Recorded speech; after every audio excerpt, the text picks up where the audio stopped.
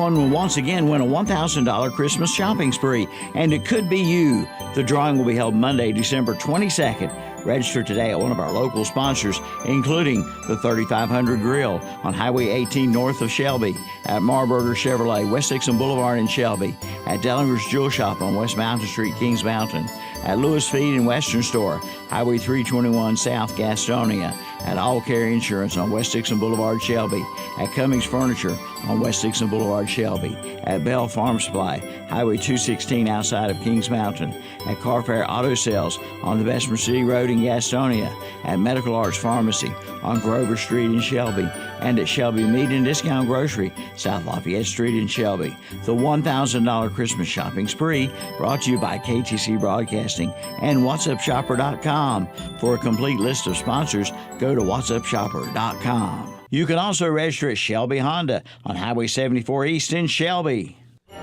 I'm Calvin Hastings, and I want to invite you to join myself along with Captain Ron and Jeffrey the Pie Owens as we broadcast live this Saturday, November 29th, during the Christmas Toy Drop at the all-new Shelby Kia and Shelby Honda. We'll be there from 10 a.m. till 2 p.m. We'll have free Subway of Lincoln and sandwiches, chips and soft drinks, and if all possible, bring a new unwrapped toy and drop it off for the Toys for Tots promotion at Shelby Kia and Shelby Honda. And register to win some great prizes too, including Charlotte Hornet tickets, movie passes, free rounds of golf, t-shirts, and more. And check out the huge selection of Kias, over 200 on the lot. And ask about 0% financing on select models and discounts up to $10,000. Come in for all the details and plan now to be there this Saturday, November 29th from 10 a.m. till 2 p.m. for a big Christmas toy drop for Toys for Tots at the new Shelby Kia and Shelby Honda, 4423 East Dixon Boulevard in Shelby. Y'all come. It'll be fun. From auto to home to life and health insurance, Stephen Derrick Ray at Shelby's North Carolina Farm Bureau Insurance can help you. Stephen is a member of a team of insurance professionals who are dedicated to protecting what matters most to you and your family, with products to meet all your insurance needs. He's a local insurance professional serving you. Contact Stephen Derrick Ray today at 704-482-2436. Offices at 1503 West Dixon Boulevard in Shelby. Helping you is what he does best. From work trucks to show cars, call on Outlaw Detail Works Mobile Detailing to do the job. Have dirt? We'll travel. Cleveland, Gaston, Lincoln, Catawba counties, and more. Just call JV at 980-552-7789. Hand washing, Cannon shampooing, paint decontamination with clay barring for a deeper gloss, plus compound polishing, and coming soon, ceramic coatings. Ask about bi-weekly or monthly maintenance plans. That's Outlaw Detail Works Mobile Detailing. Again, call JV at 980-552-7789. Serving the foothills for over 100 years, S&C Fuel Delivery, formerly Lutz Petroleum, is your reliable source for delivery of diesel, gasoline, propane, lubricants, and heating oil, straight to your tank. Pumps are open to the public for fill-up. Delivery available in North Carolina, South Carolina, Tennessee, Georgia, and Florida. S&C Fuel is locally family-owned and veteran-operated, committed to keeping our community running, trusted by homeowners, farms, and businesses. Office located on Oakland Road in Spindale. Schedule your next delivery with S&C Fuel at 828-286-3419. Oakwood Homes in Shelby has not one but two ready-to-move-into homes. Just start packing. One is a 4-bedroom, 2-bath home with 1,800 square feet of living space located at 110 Ashland Court in Shelby, sale priced at $289. Another is a home located at 1789 Duke Court in Iron Station, sale priced at $229. And be sure to check out the Red Tag Sale. Save thousands of dollars on your new dream home from Oakwood Homes, 1839 East Dixon Boulevard in Shelby. Online at oakwoodhomesofshelby.com.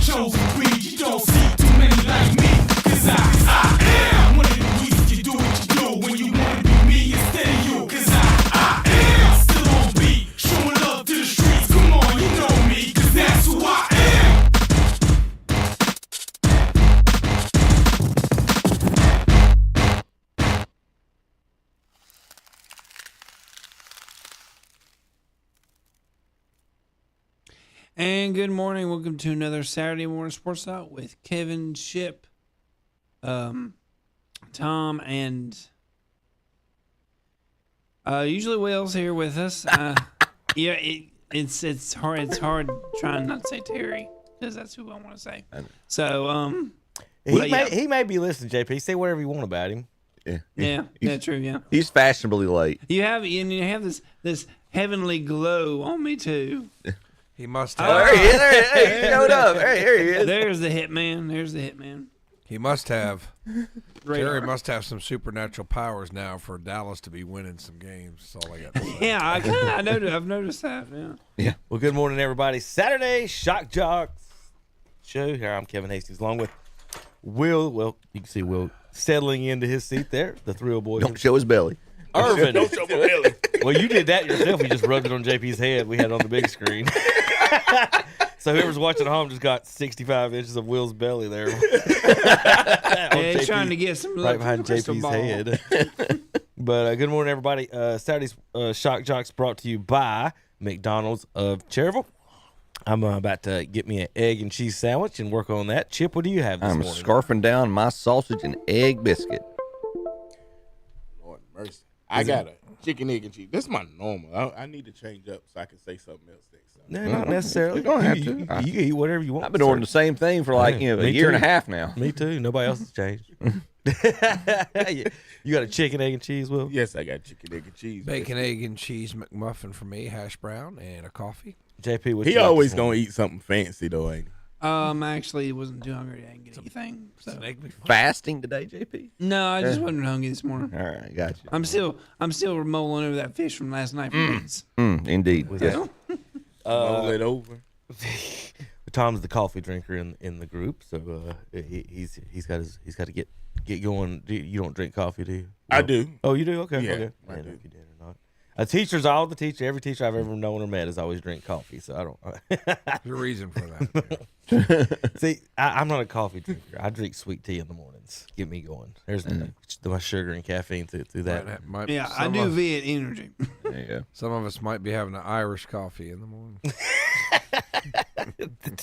I used to know a few teachers. I That was a rumor around school. I think Miss So-and-so's got a refrigerator in her room, and she always comes back stumbling to the to the chalkboard. I know me and Tommy had a teacher. We won't name their names, but Yeah, we did. Yeah. If DD was teaching, he was probably drunk. All right. All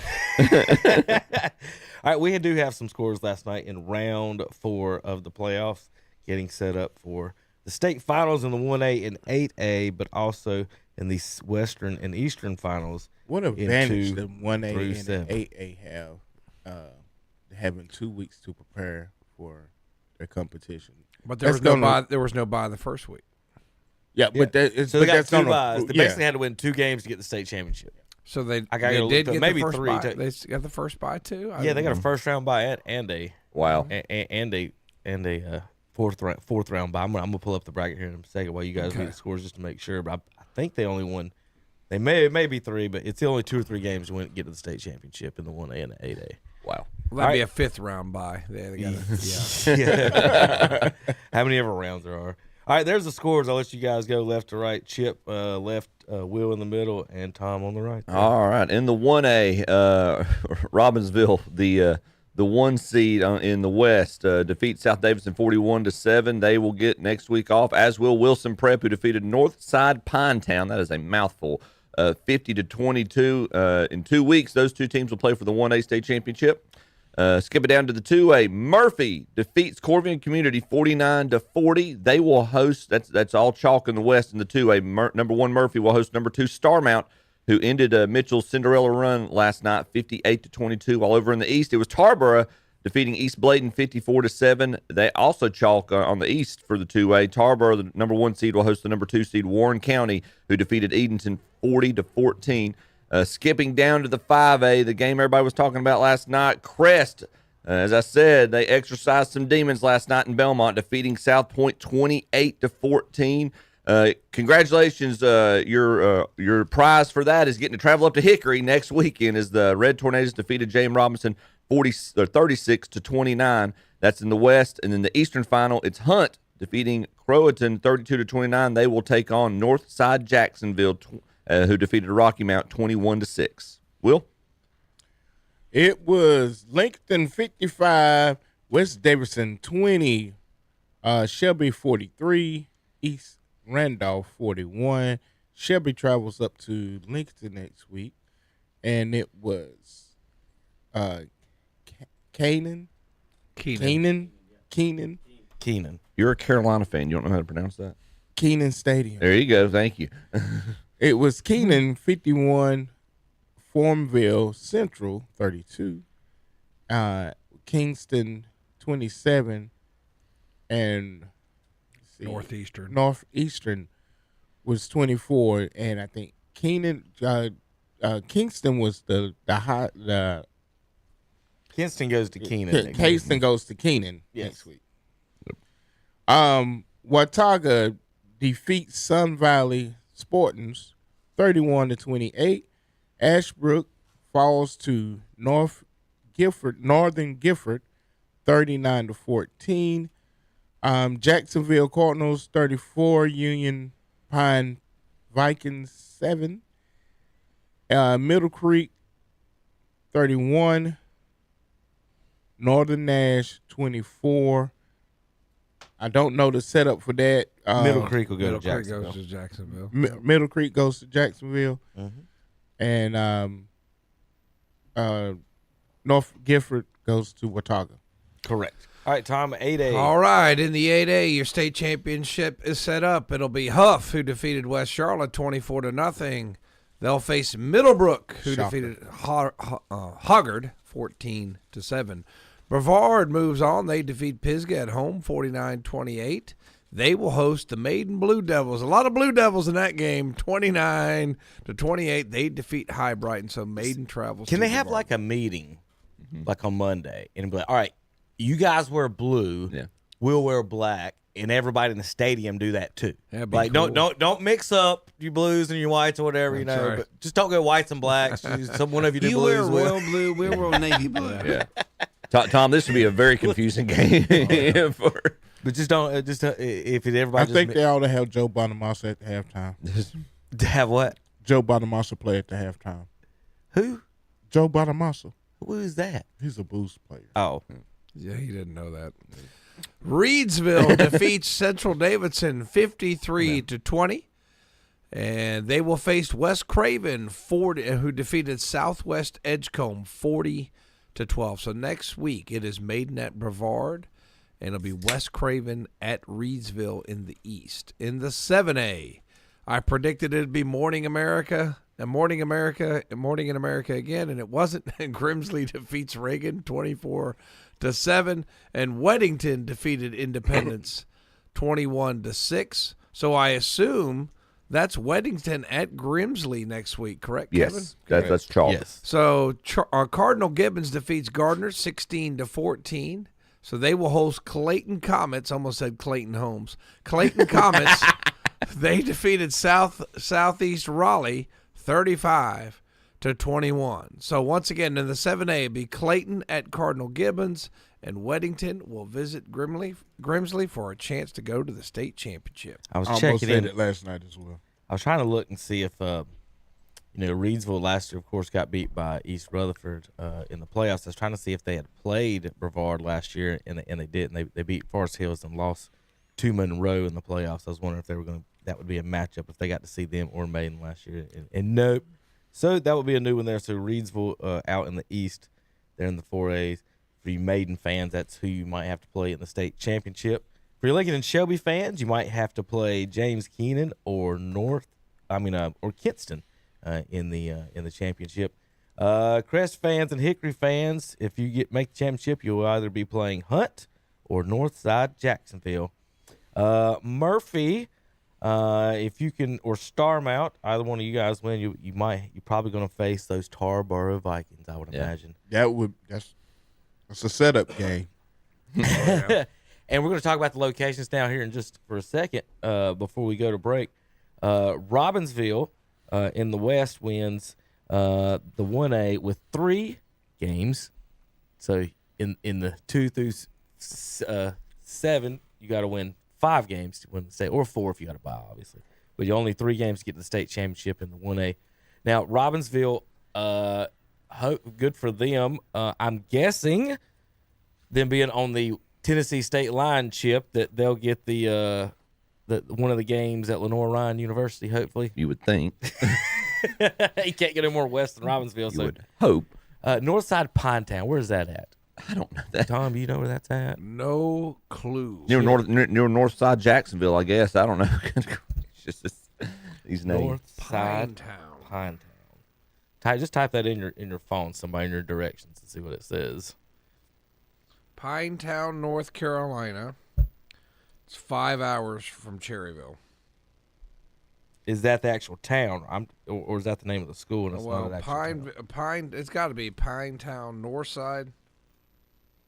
It's Pinetown, North Carolina. Yeah, Northside Pinetown is in Beaufort County. Oh my goodness, y'all! It's on the it's on the ocean. So we got they're not going to play in Robbinsville's not going to get to go to Lenore-Ryan. They're going to send them Chapel Hill. I guarantee it. Northside Pinetown is on the ocean, and Robbinsville is on the Tennessee line. It's almost Manio to Murphy, boys. Yeah, it's all. And Murphy's going to be in it, but they're not going to get them. So Robbinsville, I would guess they're going to in Northside Pinetown. I'm going to guess they're going to send you guys to one of these. The 2 schools are 7 hours and 7 minutes apart. Look at the map. Lenore-Ryan actually is like, unless they do either that or Charlotte. Those are the 2. That's like the closest you can get between those 2. I mean, guessing Chapel Hill, 3 hours apart.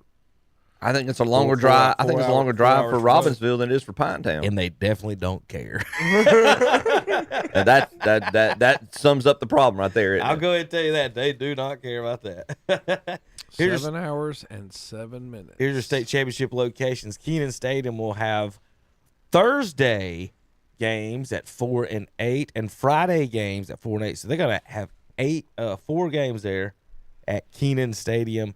So Thursday, December 11th, and Friday, December 12th. And then Lenore-Ryan will have 1 game day on Saturday the 13th, as will Duke. At Lenore-Ryan, the games will be at 11 a.m. and 5 p.m. And then in Durham, they'll begin at 2 p.m. and 8 p.m. If they win, it just makes sense that Kenan has to play at Carolina, doesn't it? If Kenan High School wins, they have to play at Kenan Stadium. I'm glad I don't have to make that decision on who's playing where. So they don't know any of that yet? No, they wait to see who's got. They try to figure out the travels best for the teams. Like I said, if Robbinsville was playing a team closer to the center of the state, I would imagine they would have got that Lenore-Ryan bid. But now I do not know how they're going to do that. So they're going to Chapel Hill, yeah. So I would assume so. If or Durham on a Saturday. Well, I bet Murphy too might potentially if they beat Starmount. I would guess if I was a betting man that Robbinsville and Wilson play Saturday in Durham 2 p.m. As far as travel, everybody get up at 6 a.m. make you travel, or 3 a.m. and make you travel. Would they make the one they play on Saturday? That I think normally the 1A is one of the first games. It's usually on Friday night. Might not be this year. You got a lot of 1As still alive right now, though. Well, Thursday they still got school and stuff, don't they? Yep. On December 11th. Why are we having state championships on a Thursday, December 11th here? They have what they call. We ain't here to play no school, Kevin. Yeah, we ain't here to play no school. You know, you're right. But I mean, I can't say you're not. So, let me pull up. Let's see, next week's actual games here for KTC and around the area, so everybody can Chip, know. you said there's a lot of 1A left. 1A got a bye next week. I'm sorry. 1 seeds. Thank you, Will. Oh, gotcha. All right. You're right. We're I'm only wrong. professionals here. All right, so next week's games across the state again. Bye weeks for the 1A and the 8A. Shut up. Robbinsville, the 1 of the West, will play the number 4 seed Wilson Prep in the East in the 1A. In the 8A, Huff, the 1 seed in the West, will play the 3 seed Millbrook. And like we said, they both have byes and they'll play in 2 weeks. Hopefully both those just y'all play on Thursday if they got 2-week byes, shouldn't they? Make them play the Thursday games, those two rounds. Thursday night football. I mean, I'm just saying. Everybody else, what else they been doing for 2 weeks? No. All right, in He's the not 2A, wrong. He's not wrong. in the 2A, it's I mean, it makes sense that because they had more time to prepare. So Right. it makes sense for the 1A and the all 8A chalk to in the play. 2A. 1s and 2s start them out at Murphy in the West, Warren County at Tarboro in the East. In the 3A, the RPI dropped the total ball on this one. The 10 is at the 8, Shelby and Lincoln, and the 14 is at the 3, Kinston and Keenan. In the 4A, Maiden, the 6, will be at 1, Brevard, and 2, West Craven will be at 1, Reedsville. In the 5A, number 4, Crest will be at number 3, Hickory, and number 2, Northside Jacksonville will be at number 1, Hunt. In the 6A, number 2, Northern Guilford will be at number 1, Watauga, and in the East, Middle Creek, number 3 will be at Jacksonville, number 1.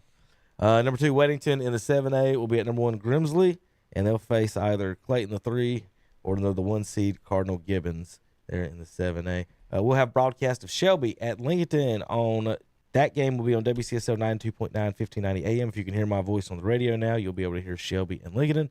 Crest at Hickory will be on 101.5 FM The boss. in Cleveland County. Both games we will be applying for video, and we'll see if we can bring that to you as well. We'll see what happens with that. We won't know till Wednesday or Thursday as far as approvals on those. We'll post if we get approvals on those broadcasts, and then hopefully everything will work out from there. So we will have 2 groups no matter what broadcasting the game at Shelby and Lincoln. So you Shelby fans will get to listen to your Shelby broadcast, and you Lincoln County fans will get to your Lincoln County broadcast as well. And then, of course, our Crest boys will be up at Hickory for the Red Tornadoes. All right, we'll be back in a few minutes. We got college football, NFL, NBA, and more on KTCBroadcasting.com.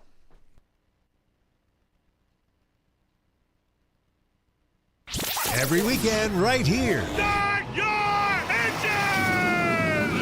Welcome to Kyle Petty's Back Then Again Country Countdown alongside the NASCAR legend. We're Charlie and Debbie. Yeah, I think a lot of people thought they were going to lose their girls to Carl Edwards. Have you ever seen Carl Edwards? When he first came around, I didn't know he had a shirt because he never seemed to have one on. He can't even play the hook. It's Kyle Petty's Back Then Again Country Countdown with Charlie and Debbie. Friday afternoons at 3 p.m. on Carolina Country, WCSL, online at ktcbroadcasting.com. Whether it's residential or commercial, whether it's a driveway or a parking lot, Mason Graded and Paving can have you looking good and driving smooth with new asphalt paving. Just give them a call at 704-922-0102 or 704-678-1714. They'll be more than happy to come out and give you a free estimate. I did, and I highly recommend them. That's Mason Graded and Paving. Again, call 704-922-0102 or 704-678-1714. And be sure to check out their Facebook page, too.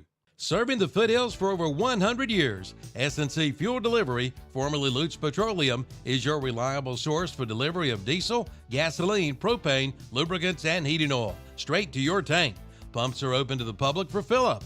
Delivery available in North Carolina, South Carolina, Tennessee, Georgia, and Florida. S&C Fuel is locally family-owned and veteran-operated, committed to keeping our community running, trusted by homeowners, farms, and businesses. Office located on Oakland Road in Spindale. Schedule your next delivery with S&C Fuel at 828-286-3419.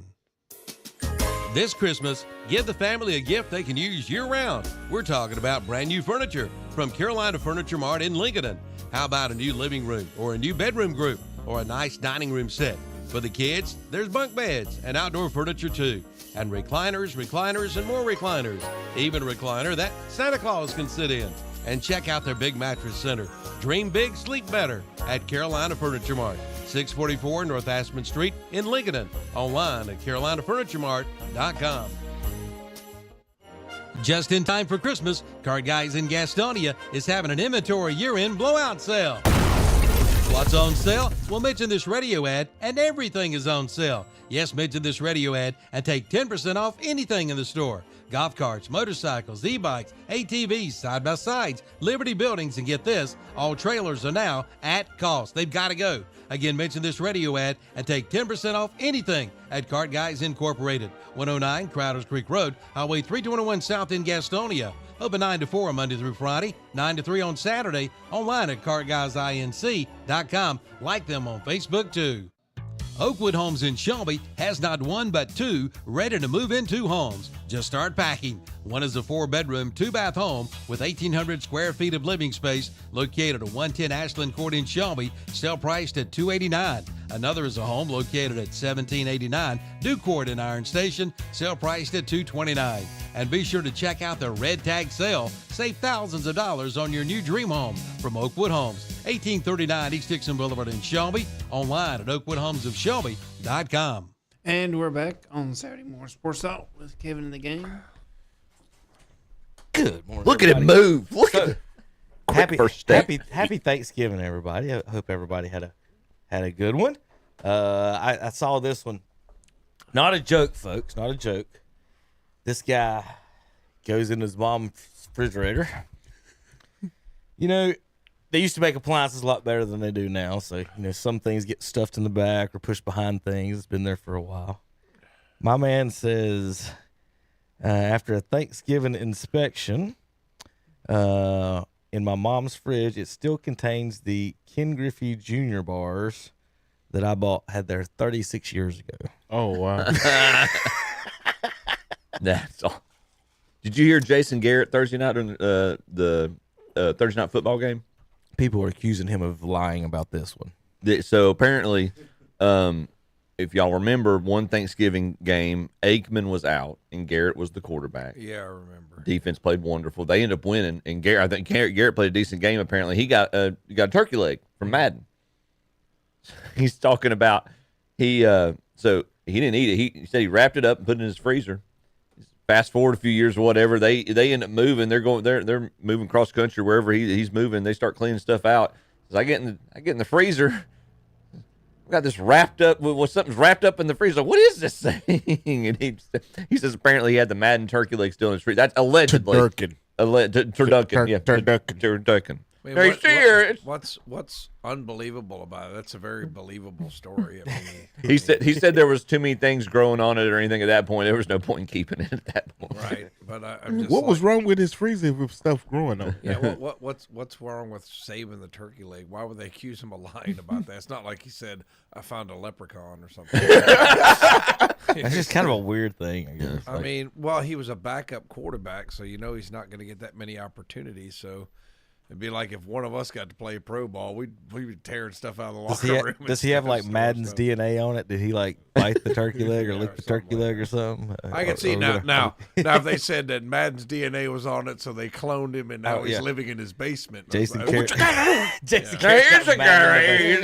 Well, I figured out Tom while we've got all the broadcast fees and while the prices of admission are so more. Over in Texas, one high school has revealed with only 1,300 students in the school, a 10,000-seat stadium, $35 million. Look at the luxury suite. $35 million high school stadium. You could have your entire student body there. Melissa, Texas. Yeah, you can have your style 8 times over, and still like in your stand still not look full. This is like basically bigger and nicer than Gardner Webb. Yeah, not basically. It is. I mean, what I don't understand, it won't have a good feel to it because it's too big for us. Right, exactly. You would think so. All right, I only had one more little kind of thing to go to before we moved on and talked about some other sports. I did have Will. Well, where did it go? I had something for Will here, and and It's always special when it's something for me. it is. And so we know, Lincoln and Shelby's playing next week. And, Will's a Crest guy, right? Really? Are you So- serious? I know who he's pulling for because I found this in the old files flipping through, and sometimes Will shows his true colors sometimes. So Will, I want you to be ready for the Lincoln and Wolf fan in you. Oh yeah, there you go. That look good right there.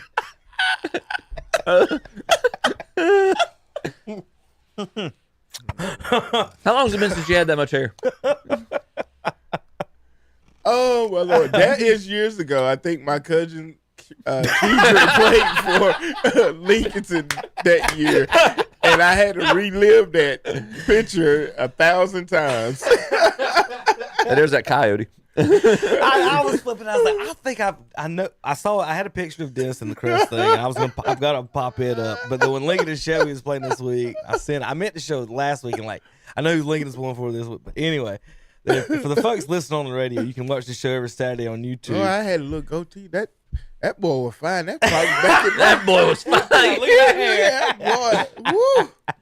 So we did a little Photoshop of Will in a Lincoln outfit, and he's got some really beautiful flowing hair. Will, you're one step away from a Soul Glow ad right there. Let your soul. My hairline's still messed up because my hair starts in the middle of my foot. He's still got a 5 or 6 head. Got a 5 or 6.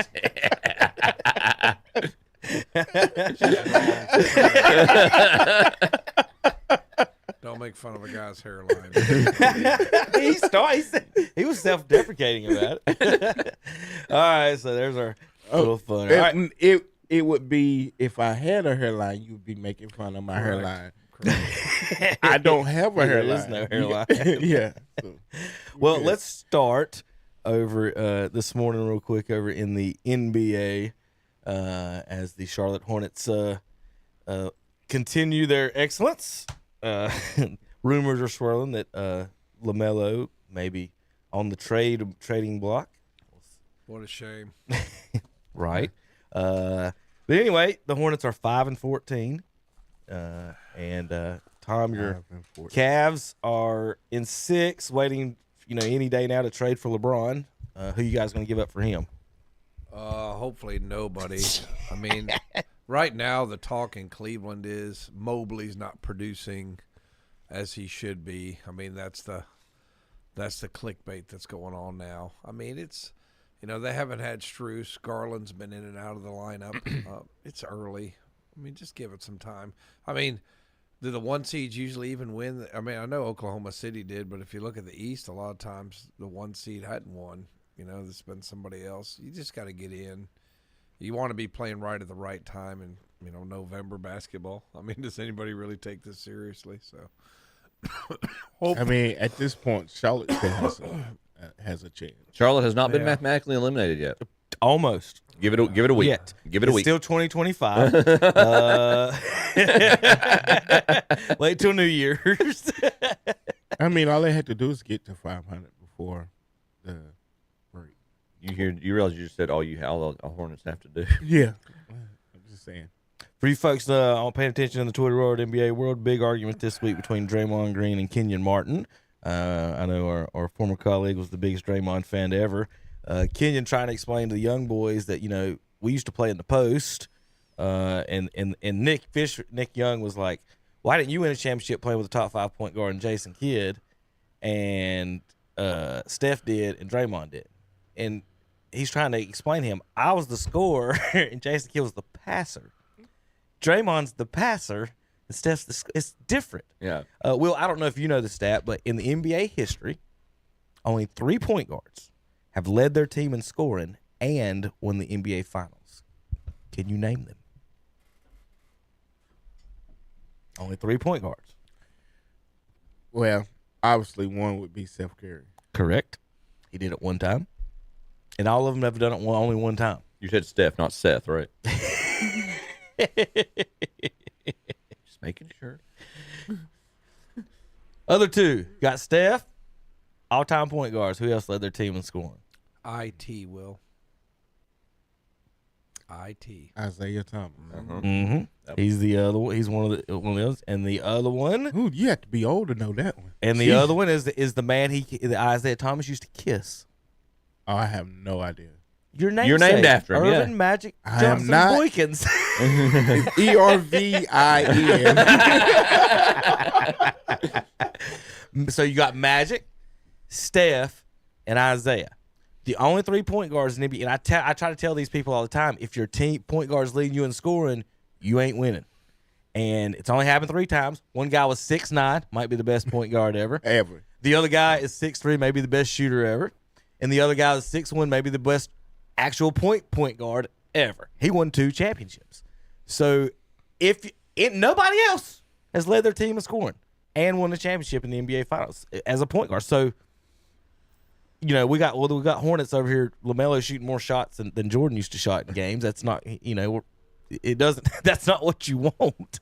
If anybody knew that, so Hornets, I will trade LaMelo for whatever you can get. Yeah. If somebody's stupid enough to give you something good, give you something. That should be a first rounder if you trade to get a first. The rounder. longer they keep him, the less valuable he is. Absolutely. Yes, you're exactly right. We've been kind of talking about this for years as Hornets fans or realists. He's hurt all the time. Right, he's not playing right now. Well, we're not going to diminish him right here because we want the value for him. So Right. he's a awesome. great player. He's awesome. He's Right. a great player. Everybody, give us a You need a first round. Somebody pick. needs to trade us Luka Doncic. You know, I heard the guys like that are easy to get nowadays. At least two number ones just for his Instagram likes. I mean, Can we look not at get all the value he's going to bring Look, to your team. Does Giannis? Do the Bucks not have to say yes if we offer him them, knowing he might leave anyway?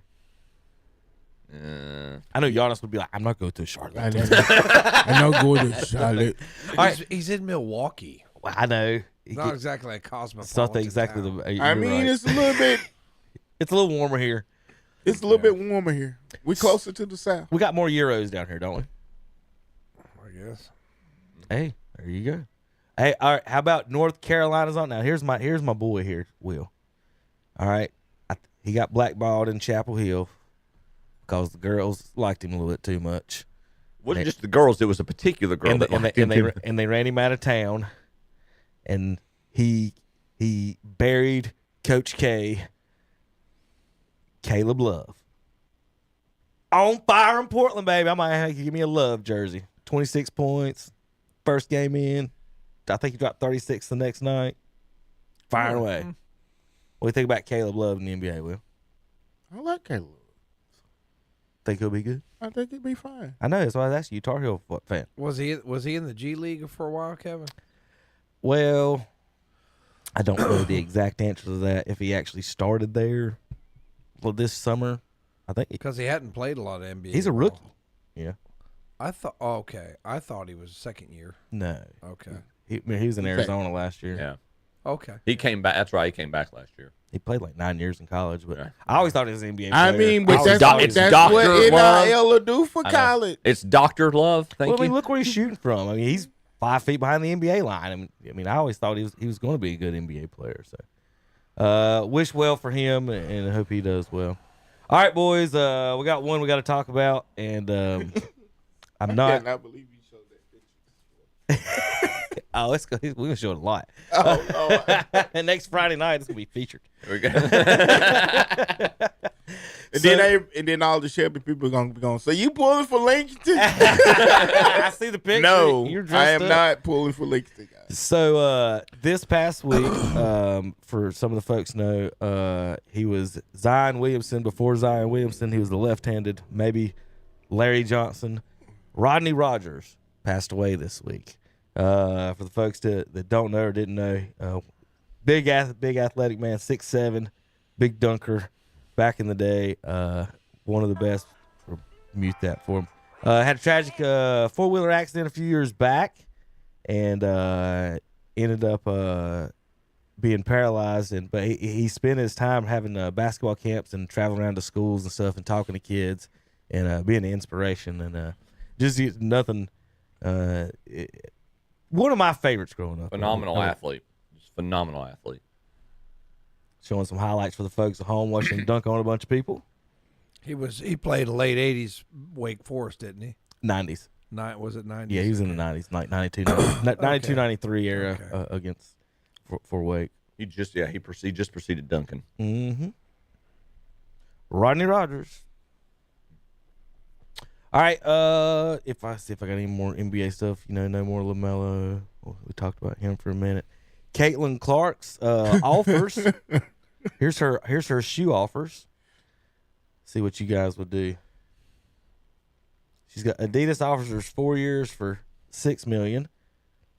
Puma walked away when they said it would be at least $3 million. So Puma's like, we're not paying her that.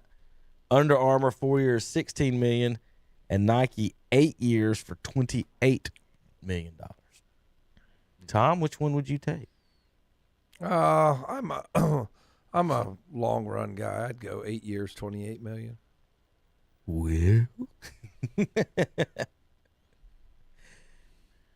I mean, Mr. Cargill was the best deal over there. Under Armour has the most. That's the most valuable per year. It's $4 million per year, whereas the Nike deal is about 3.5. I almost feel like Tom though. Is she going to be relevant in 5 years? Is she going to be worth that? Right. Is she going to be worth another $12 million shoot if she takes the 4 for 16? In 5 years, will she still be worth another $12 million shoot? Is there another Caitlin Clark? I'm sure her agent wants the $28 million. Right. the agent wants to sign the $28 million because he's going to get his 2.8. Right. 2.8 instead of 1.6. Why would you even consider the Adidas deal? It's stupid. Right. So it's either the Nike or the Under Armour. It depends. I would definitely take, if it's guaranteed, take Nike. What happens when Paige Beckers crosses her over a couple times and and that's very well going to happen. I mean, I'm not. One of them swimsuit bikini models from Miami goes to the WNBA, and then who's this lady? I'm talking. Isn't that Carson Beck's girlfriend? One of was. I think he cheated on her. Oh, he cheated on her. I think that was. Yeah, I think so. I tell you what, you got to be a real man to cheat on that woman. I don't care how beautiful a woman is. There is a man somewhere saying, "I'm tired of her. Get on my nerves." Well, that's an excellent point because you'll just go ahead, Tom. You're just like, baby, you're beautiful. I just can't freaking stand you anymore. J-Lo's had 9 husbands. I mean, come on. It's true. All rich movie actors, they all got money. I don't know if it's actually been 9, but she's had a lot. If you hear what they said about Halle Berry on the internet right now, then we'll talk about that in a break. You'll agree with what Will just said. There's a number of very pretty ladies that can be very hard to get along with. So how about this? A private equity firm is banning parents from filming their children playing sports because the arena in the league they use wants them to pay for a $50 streaming service. Hint. Comments. So you can't. This is idiocy. It's at its best. You can't go to your kid's game. You can go. Is this run by school? No, is this you just can't record it. Is this run by school administrators? How do you not get to record your kid playing a sport? Is this run by school administrators? Yes. Private equity firm. You won't get that moment on a stream.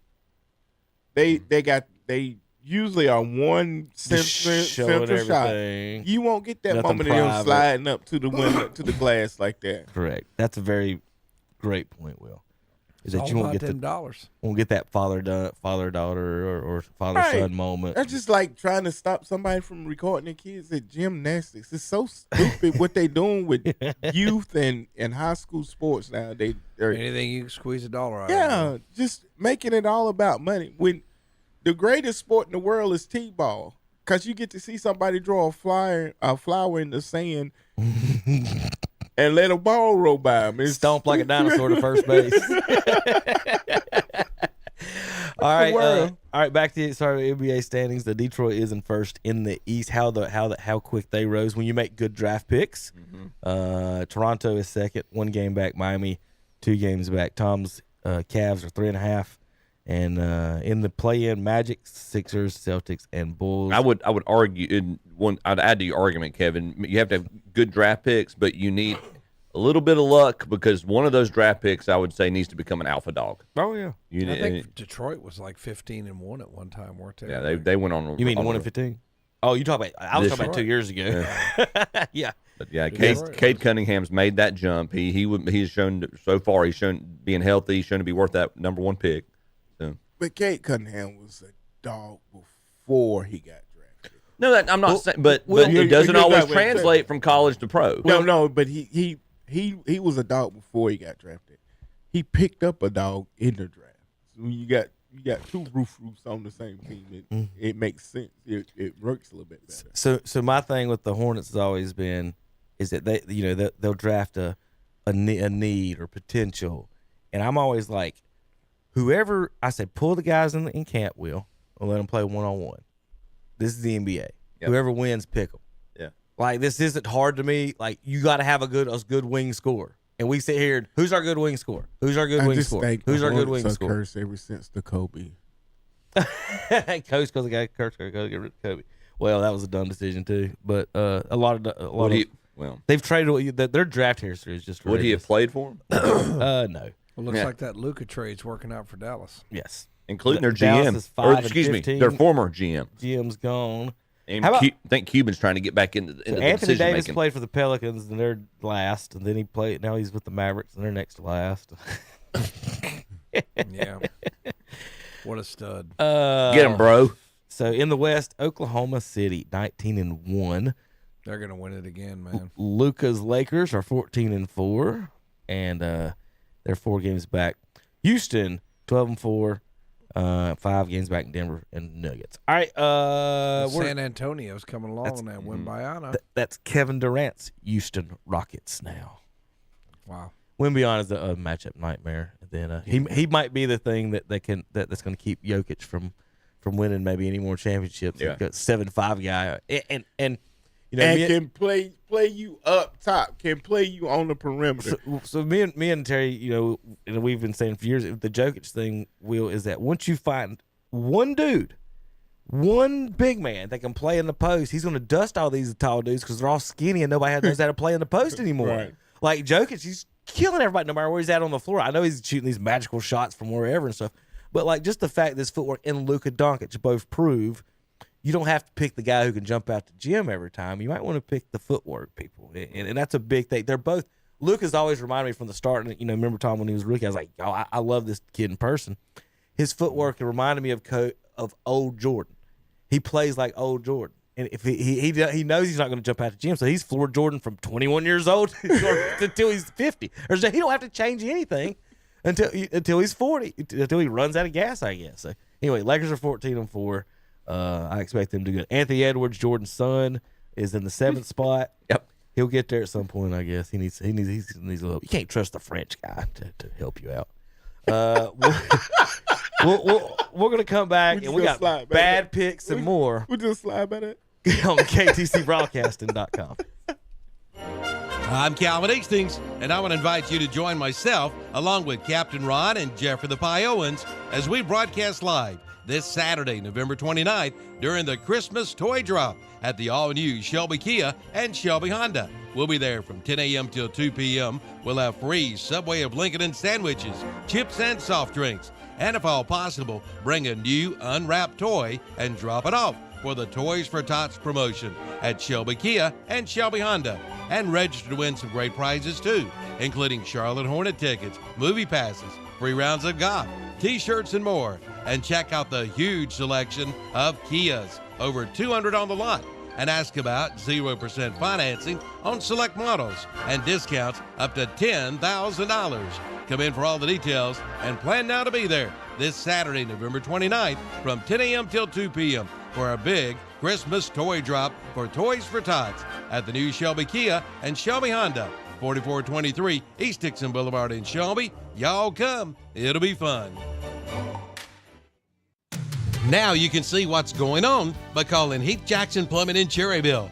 Ask about the rigid camera system. You, the customer, can actually see what's going on with your sewage drain lines and what's got to be done. And be sure to ask about their tankless water heaters, serviced or installed. Call 704-634-5784 for Heath Jackson Plumbing in Cherryville. Like them on Facebook, too. The Black Friday sales event is underway at Marburger Chrysler Dodge Jeep Ram in Shelby. Unlock performance with $3,000 total cash allowance towards the purchase of select new vehicles in dealer inventory.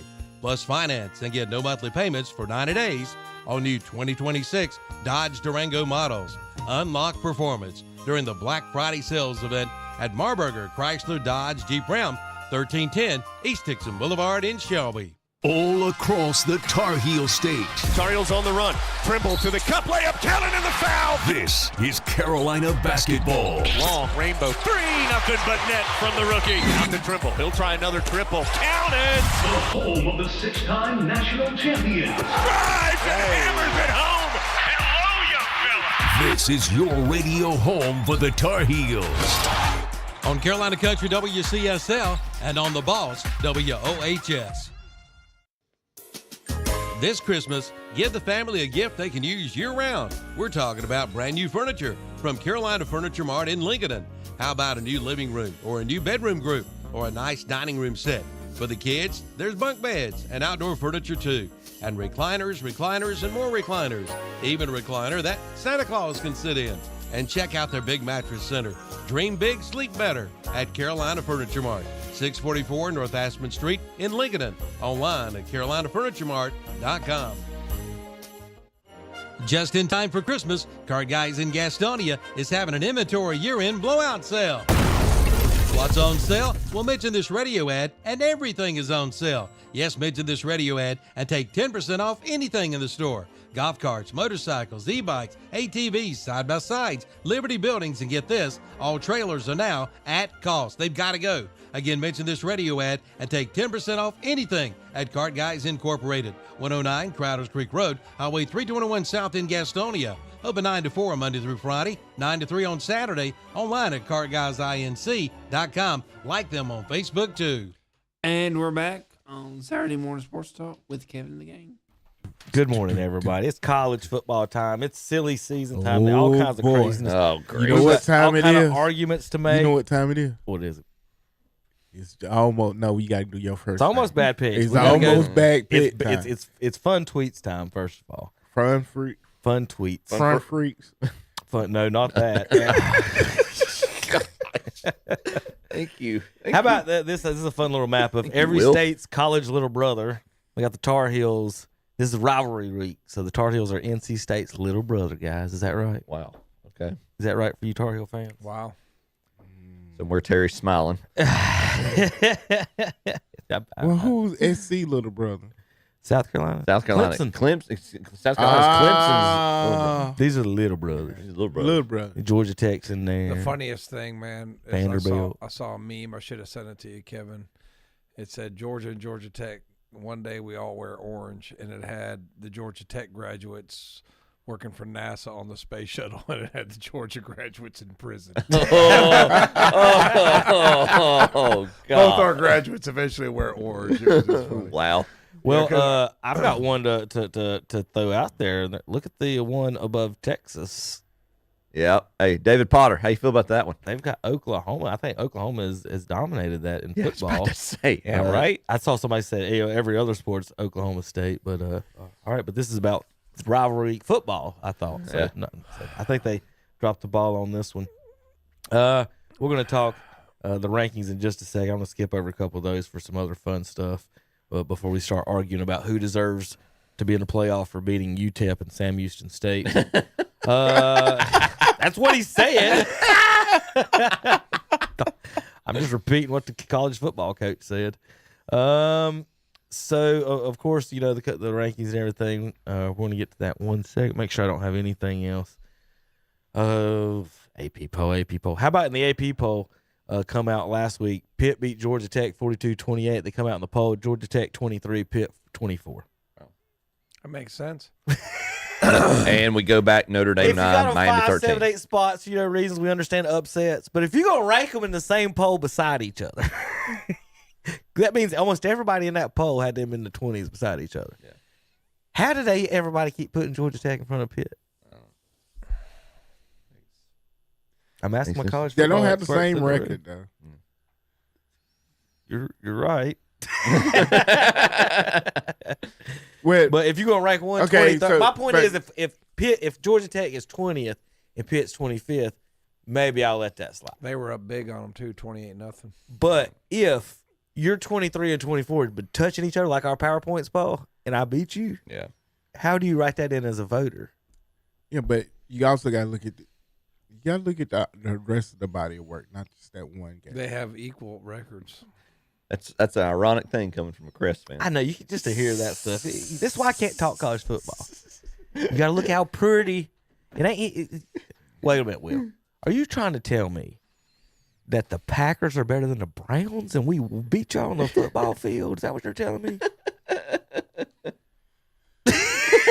His head's about to explode. I mean, absolutely, I'm telling you. I'm absolutely telling you that. My face saw us smoke y'all, but absolutely, I'm telling you that. They ain't a Michigan fan ever gonna tell me he's better than App State. You know what I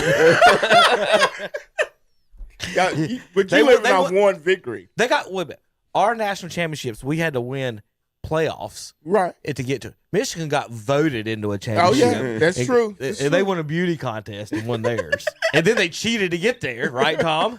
So right, we're way more prestigious than that crappy school. Why would you go to Michigan? Anyway, so you can beat the team from the South. They just made Michigan State vacate some victories. Yeah, I was like, but Michigan got the coach suspended, then the other coach got suspended. They never made him vacate any wins. Yeah. So you tell me. I mean, Ohio State, they got some tattoos and had to vacate an entire season. Yeah. Including a bowl win. So for tattoos, they got tattoos. We vacate, because it was considered compensating the players who's got free tattoos. You never heard of that? I mean, it's been about 15 years. I never heard that. But you can have Connor Stallions on the sideline with a pair of Google glasses recording everything. We're just going to suspend Jim Harbaugh for a game or two, and then he'll just, fart in the elevator and leave. Go to Los Angeles and make millions of dollars. So, it's really great commentary. It's really. I mean, I'm just waiting on somebody to have some sense and say, okay, well, if we're going to make people vacate victory, I think Michigan State vacated them for recruiting violations or something. I can't remember what it was, but it wasn't having no incognito coach standing on the sideline recording the signs. I'll give the man credit. If you watch the Netflix special on him, that man could process information quickly. I mean, he was the human artificial intelligence. Yeah. I mean, he could really process information quickly. So I'm not going to deny his talents or his intellect, but fact of the matter is he cheated and Michigan didn't get punished for it. That's all I'm saying. I mean, I've got a highlight of a local football team. They were up 24-0. It can't end good. 4th and 10, 3 seconds left. Wing it. Oh my Lord! Please don't play this again. Silas Tate, Burns High School graduate. Hopefully he's not on this highlight. Complete the pass. They've been a little wild here in the last couple of plays. Ball on the 14-yard line. He'll just dump it down to Simmons. Quick slant. Simmons pump fakes. Now he'll throw it all the way to the other side of the field. There's room down the sideline. Boss chasing him down. Brandon Perry trying to get to it. Oh my goodness.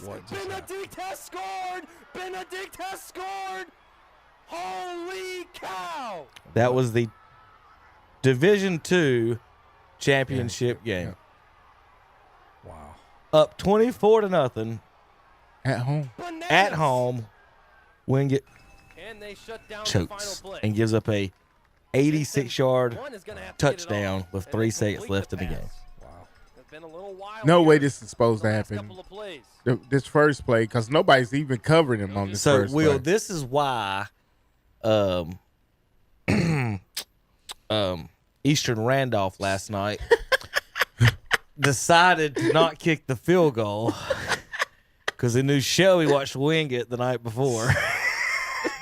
And had this play drawn up. Listen, because this is 3 seconds. Shelby would have had 30 seconds. I can show you one play why it went why Eastern Randolph went for that. Even when they thought they had the kid wrapped up last night, he still throws a little out pattern in it, and it's done. He throws a little relief pass on the side, and it goes 80-something yards. You're right. That's why I just showed you. But if you'd kicked the field goal, you'd have won. Maybe. How about, guys, what do you think about calling this touchdown back? 91-yard touchdown called back for this egregiousness. What? What did they call it back? High stepping. He did the Dion. Where did he high step at? He did like 3 of them, right? There's no high step in there. That's a stutter. That's not. And the referee, this hater, this guy right here looks just like Tom Cinefunny. And the referee said, "Nah, Tom don't do football." What do y'all wear in soccer? Those pastel colors, you know. Will look like Easter egg. Like Easter. But anyway, yep, he called back a 91-yard touchdown for Tony here. That's wild. That's wild. So, ref, just keep that. By the way, look at the score. They were down 27 in the fourth quarter when this ref threw this. That's crazy. That's just. Have you ever known somebody that at work or somewhere and they always just quote it? Well, you ain't supposed to do that. Right. That's the rule. That's the rule. That's the rule. You ain't supposed to do that. That's one of those snitches. Well, I'm glad that kid doesn't have that. You know, that touchdown to tell his grandkids about. You know, you did the right thing, ref. Take that away from him. No, I mean if he'd have full on like been doing a 6-shooter, right? Like you know, or waved at somebody like Tyreek did. Tyreek he didn't even do that. Yeah. You know, like Dion used to. You know, Dion used to put his hand up there. I need you to freeze that frame. He just barely, pulled his feet, like Will said. He just barely pulled his feet up for a second. He stutter stepped the goal line. He didn't want to trip over the goal line. I just don't. That's horrible. All right, let's talk about the saga. As my friend was saying, that's terrible. Let's talk about the saga in Mississippi. Lane Kiffin. I thought you was finna put it up there. I'm going to have to show you here in a second. Lane Kiffin being recruited, courted by LSU, Florida. Could be a mystery team nobody even knows about. There's a lot of things to like about whatever this is, not like about it, mostly not like about it. Changing schools, coaches, teams in the middle of a season. They're in the bowl games, I guess, don't matter to the schools anymore, but they're in the college football playoff run. Absolutely. And if he leaves, say that again. They're in the middle of a college football playoff run. So part of the problem, do they need to back up the playoffs some? Because I guess the reason they leave, because they got to get school in January and all that stuff. You can't be at your other school and recruiting and all that other stuff. It's the recruiting aspect. That's in the portal and all those sorts of things. And the coaches have contract. If you was a school anymore, would you sign any coach more than 2 years? Why would you? I mean, we talked about it yesterday off the air. If this thing with LSU goes through, they're paying him. They're going to be paying 2 coaches almost $150 million. State school. Yes. It's in their name. But I mean, the money's paid by the boosters for the football program. Okay. But they can barely. But they're talking about, this is how absurd this money's getting for LSU. They're talking about how they're going to increase their NIL money from 18 to 25 million. That amount's absurd in and of itself. But 25 million versus 90 something for the coach, and you're paying your ex-coach an opt-out, not an opt-out, but you're basically paying him a severance of over $50 million. I mean, they got to stop signing these contracts. The school's got to stop signing But these contracts that locks them in. If I'm a coach, I'm not. You're gonna. I'm not blaming the coaches. I know. I mean, I'm blaming the schools. You know, Lane said that he's got to go home, Tom, and pray about it. Think about what he should do. I have not once seen any of these coaches go home and pray about it, Chip, and God tell them you should go coach Gaston Community College Rhinos football. God always tells them to take the money. It's funny how that works. Will, you're a deacon. Lane ain't been. Go coach Gardner Webb, Lane. Help out. I'm gonna ask God what to do. So I guess he's getting paid a lot of millions from one get a raise or whatever. If you're Mississippi, if you're these schools and you got these coaches and they're doing this, like, do they have any like leeway to just fire them immediately? Part of this, Kevin, you know, I do give Ole Miss, their administrators, part of the onus on this, because they're the ones who went to Kiffin and said, we need an answer today. Tom, isn't this like, your girlfriend or you wife don't put openly nobody cheating on on you? Yeah. He's trying to focus Or on husband making or I'm money. gonna pray whether I need to leave you or not, baby, for this. Right. He's like openly cheating on you. Like, This younger, hotter woman is making a pass at me, so I'm gonna pray. Will, you bought me this house. You got me this car. And I don't know how to start it, but you got me this car. and you pay me to live here, but this other fella, he wants to pay me more. Like, he's openly like, that's what it's just they don't do this in the NFL or any other sport. Like, there's tampering. Yeah, obviously. So anyway, Obviously, you can't do that. Yeah, because of the temper. But there's no tempering laws in the. So I've described some of the behavior of Kiffin. One of the reporters, I want him to pick a home and get still. well, it's funny you say this. that's Will. not the culture anymore. One of the reporters from Mississippi on a podcast said Lane Kiffin is exhibiting, quote unquote, hoe behavior. Absolutely. Wait a minute. 100%. This gets really good. He said you can't turn a hoe into a housewife. Hoes don't act right.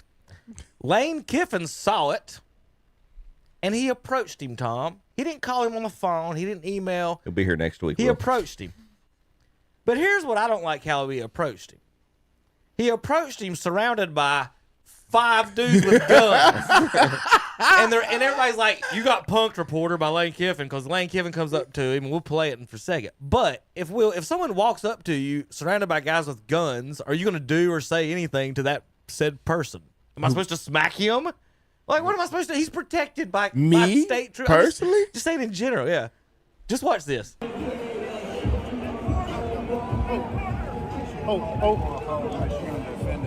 you want to walk in here and call me a hoe? We'll see how it goes. It ain't tough, Kip.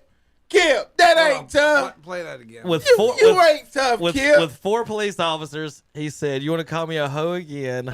Come inside and we'll see how that goes. You want to walk in here and call me a hoe? We'll see how it goes. So you want to walk in here and call me a hoe? We'll see how it goes. So you want to walk in here and call me a hoe? We'll see how it goes. Come on, Kip. That wasn't tough, Kip. You taking the L on that one? You taking the L on that one, Kip? That's pretty. You just exhibit hoe activities That was a right bad there. man line right there, man. You come on inside. We'll show you how hoe is. You call me a hoe. That was the most. Call me a hoe. You That come was on the most- inside and call me a hoe. That was the most gangster thing I've ever seen, man. You come on inside here and call me a hoe. I'm gonna show you what a hoe is. Call me a hoe, boy. All right, so You ain't tough, Kip. You ain't tough. I beat your butt, boy. Look at him. So we got more. Hey, Kip. This is Will Borkins from North Carolina. You a hoe. You exhibiting hoe activities. The reason why you're exhibiting hoe activities, you keep bouncing from school to school. This is why the man called you a hoe. He called you a hoe for a very good reason. That's I mean, that was the most. You lame- got whole tendencies. It's just terrible, man. It's just. Let's hear some more from Lane. This reporter actually keep quoting the song. Come on, man. Keep going. I know, right? Well, we're gonna do the whole thing. This reporter actually goes in and tries to say, I wasn't calling you a hoe. I was saying you have hoe tendencies. So here we go. Here's the back and forth in the. I had some frustration over the last couple of weeks. I saw you post game. There was an incident right before you went into the locker room, and it just seemed like you were a little bit upset. Maybe about some things that come out over the last couple of weeks, or how things have gone the last couple of weeks. That's not what's on the screen. You know, I understand you guys' job, and I think things are fair. You know, like I say, when questions come, those are fair questions. Maybe I can answer them. Maybe I don't see them the same. You know, but when you call someone a hoe, you know, that's a different level of stuff. You know, can't make hoes into housewives, you know, or something like that. That's about as bush league as stealing Trinidad's jersey, like Mississippi State did last night. You know, luckily we got another one, but so I ain't got any respect for that. I don't either, but that wasn't the comment. The comment was, you can't turn a hoe into a housewife. Hoes don't act right. It's not calling you a hoe. It's about commitment, and that's what really the question is. You wanted the commitment from people were asking about where you're committed to. You're still not doing that, so you don't think there's anything wrong with getting upset about something so innocuous as that. Paying attention after a win, especially in the Super Bowl. Yeah, let's move on from that. Next question. Well, you come on in here and call me a hoe. Since that was true, I won't rebut it. You come on in here and call me a hoe. You see what happens. Since your attack was 100% spot on, I will just sit here in awkward silence because I've been silent. Those words were too big. I didn't understand all that. You're gonna have to repeat. No, he understood it. He understands it. He read that right. Yeah. It's just like he just got hit with a 2x4 truth. That's what happened to him, and he just. Well, I can't answer that because you're telling a very good truth. It was very vociferous of him, wasn't it? A lot very of vociferous. Thank you, Doctor. Thank you, Coach Jeff football Jones. coaches or coaches in general and politicians aren't ready for the secondary question, the follow-up question. They're used to telling you what they think or what they. You know, this is my house. This is how things go. They're used to the soundbite. And he thought that guy was going to cower and not say something back, and be like, "No, that's how you're acting." Like they're used to the soundbite and the talking points. You got whole tendencies. If you get them off script, they don't know how to respond. Correct. So. All right, let's talk about. If we was just on the internet, I would say what he really wanted to say.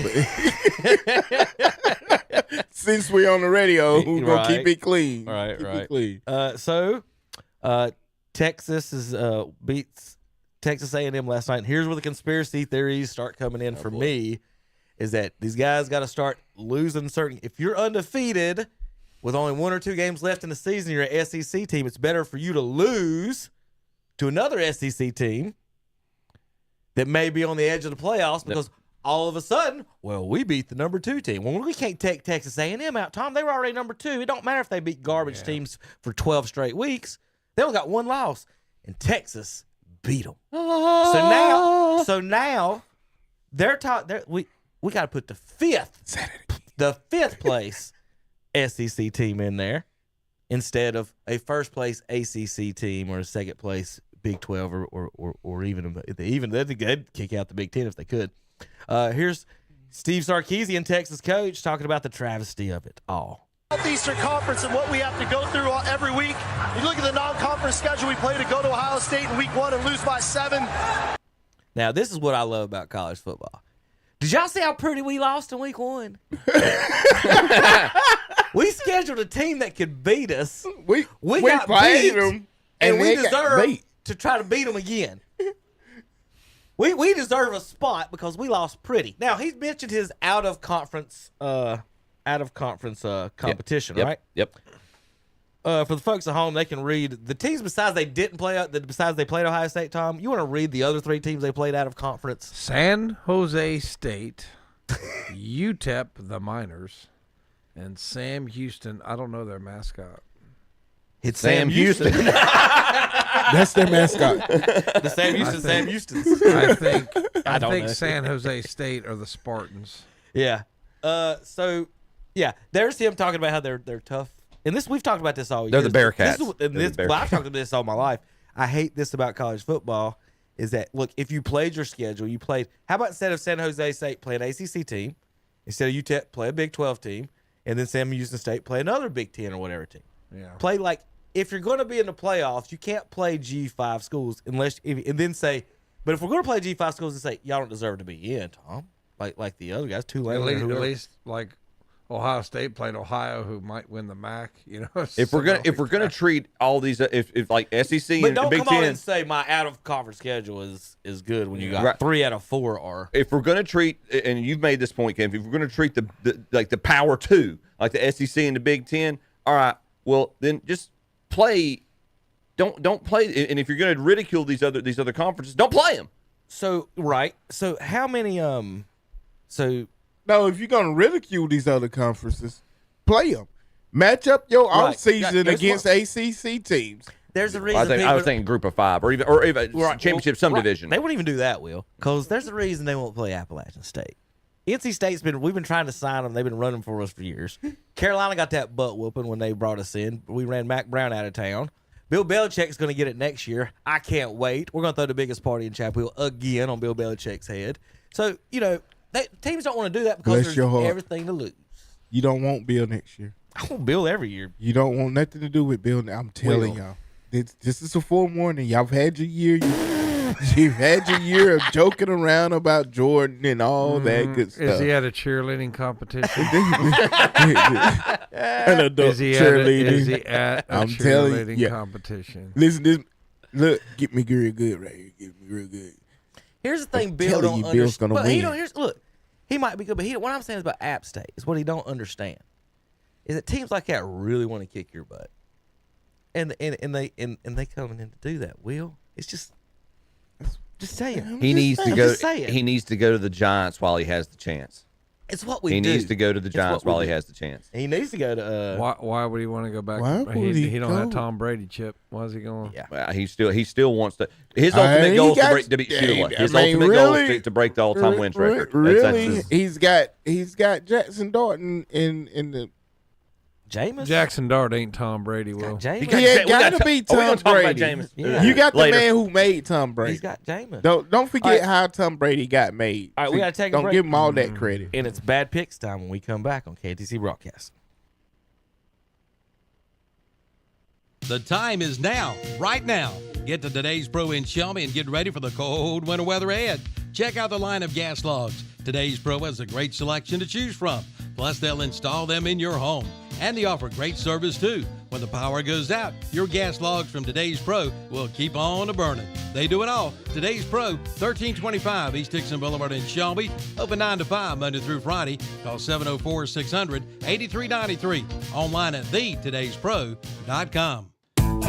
You are ready to ride with a 2013 Honda Odyssey EXL van at Oak Grove Auto Sales and Service. It's a local trade-in and dealer service, plus brand new tires, new timing belt, brand new water pump, sale priced at $84.95. Check it out today and be sure to get a pre-winter checkup on your vehicle. Check those tires, antifreeze, brakes, shocks, windshield wipers, lights, and more. And insurance work is always welcome. That's Oak Grove Auto Sales, Service, and Body Shop, 522 Oak Grove Road, Kings Mountain. Online at oakgroveauto.com and check with them for employment opportunities. I'm Calvin Hastings, and I want to invite you to join myself, along with Captain Ron and Jeffrey the Pie Owens, as we broadcast live this Saturday, November 29th, during the Christmas Toy Drop at the all-new Shelby Kia and Shelby Honda. We'll be there from 10 a.m. till 2 p.m. We'll have free Subway of Lincoln sandwiches, chips, and soft drinks. And if all possible, bring a new unwrapped toy and drop it off for the Toys for Tots promotion at Shelby Kia and Shelby Honda. And register to win some great prizes too, including Charlotte Hornet tickets, movie passes, free rounds of golf, t-shirts, and more. And check out the huge selection of Kias, over 200 on the lot. And ask about 0% financing on select models and discounts up to $10,000. Come in for all the details and plan now to be there this Saturday, November 29th from 10 a.m. till 2 p.m. for a big Christmas toy drop for Toys for Tots at the new Shelby Kia and Shelby Honda, 4423 East Dixon Boulevard in Shelby. Y'all come. It'll be fun. 10,000 square feet of fun. We're talking about Nuggets Power Sports in Gastonia. Go-karts, dirt bikes, ATVs, and more. Golf carts, scooters, mini bikes, too. And listen up. Mention this radio ad with your purchase. Get a free helmet. That's a $100 value. They are your authorized Trailmaster and Supermoc dealer. You can lay away with 0% interest and no credit check. Financing is available. Remember, cash is king at Nuggets Power Sports. 5001 South York Highway 321 South in Gastonia. Like them on Facebook, too. Here once again with the head Silverado guy at the undealership, Fred Caldwell Chevrolet in Clover, Martin McKinley, my man. 'Tis the season where we look at how we can do more for our communities, and that's why I want to take a second to talk about your involvement with Toys for Tots. Charlie, we are very proud to continue to be a drop-off location, and it's really simple. As you're out and about, just stop by the dealership and drop off a new, unwrapped toy. We'll take it from there. The goal is to bring joy and hope to kids who really need it this holiday season, and since 1947, Toys for Tots has done just that to the tune of over 700 million toys distributed to over 300 million kids. Now let's talk about Black Friday sales. There's no such thing. When it comes to tremendous pricing, every day is Black Friday at Fred Caldwell Chevy. Want some proof? How about this? The 2026 Chevy Silverado 1500, 0% APR for 36 months. Reach out to me anytime for all the details. My number is 704-534-1014. And together, let's drive to Fred Caldwell Chevrolet in Clover. That number again? 704-534-1014. Finance with Jane Financial on approved credit. See dealer for details. It's a year-end blowout sale on Spartan zero-turn mowers at Tri-City Outdoor Power Equipment in Forest City. Now save up to $7,000 off MSRP on the remaining Spartan zero-turn mowers. Also, year-end sale prices on Bobcat tractors, excavators, track loaders, and more. And remember, with every mower purchased, your name will be entered to win $5,000 during the year-end blowout sale at Tri-City Outdoor Power Equipment, 221 Daniel Road, Forest City. And we're back on Saturday Morning Sports Talk with Kevin the Gang. We're going to bad picks now. Bad picks time. What are our records last week? Chipper. We in college football? Yes. Yeah, all right. College football. Last week, well, we had a three-way tie. For second. Tom, Will, and Kevin. All 6 and 5. I finished at 8 and 3. To pull even with Kevin again. Right now, we've got Tom straddling the 500 mark, 73 and 74 right now. Will, Terry, Zach, and friends, 79 and 68. That's 53.7%. I've pulled back even with Kevin. We're 92 and 55, 62.6% on the season. All right, here's last week's bad picks. For the folks that don't know, listening for your first time, we like to admit when we're wrong, and we like to when we make our picks. So we're gonna run through last week's bad picks. A little fun little segment here, starring my younger generation of my children, but they way bigger now. And they bigger now. All right, here we go. Yeah, Austin's asking about driver's ed. I know, yeah, right. I was like, good God, where you? Here we go.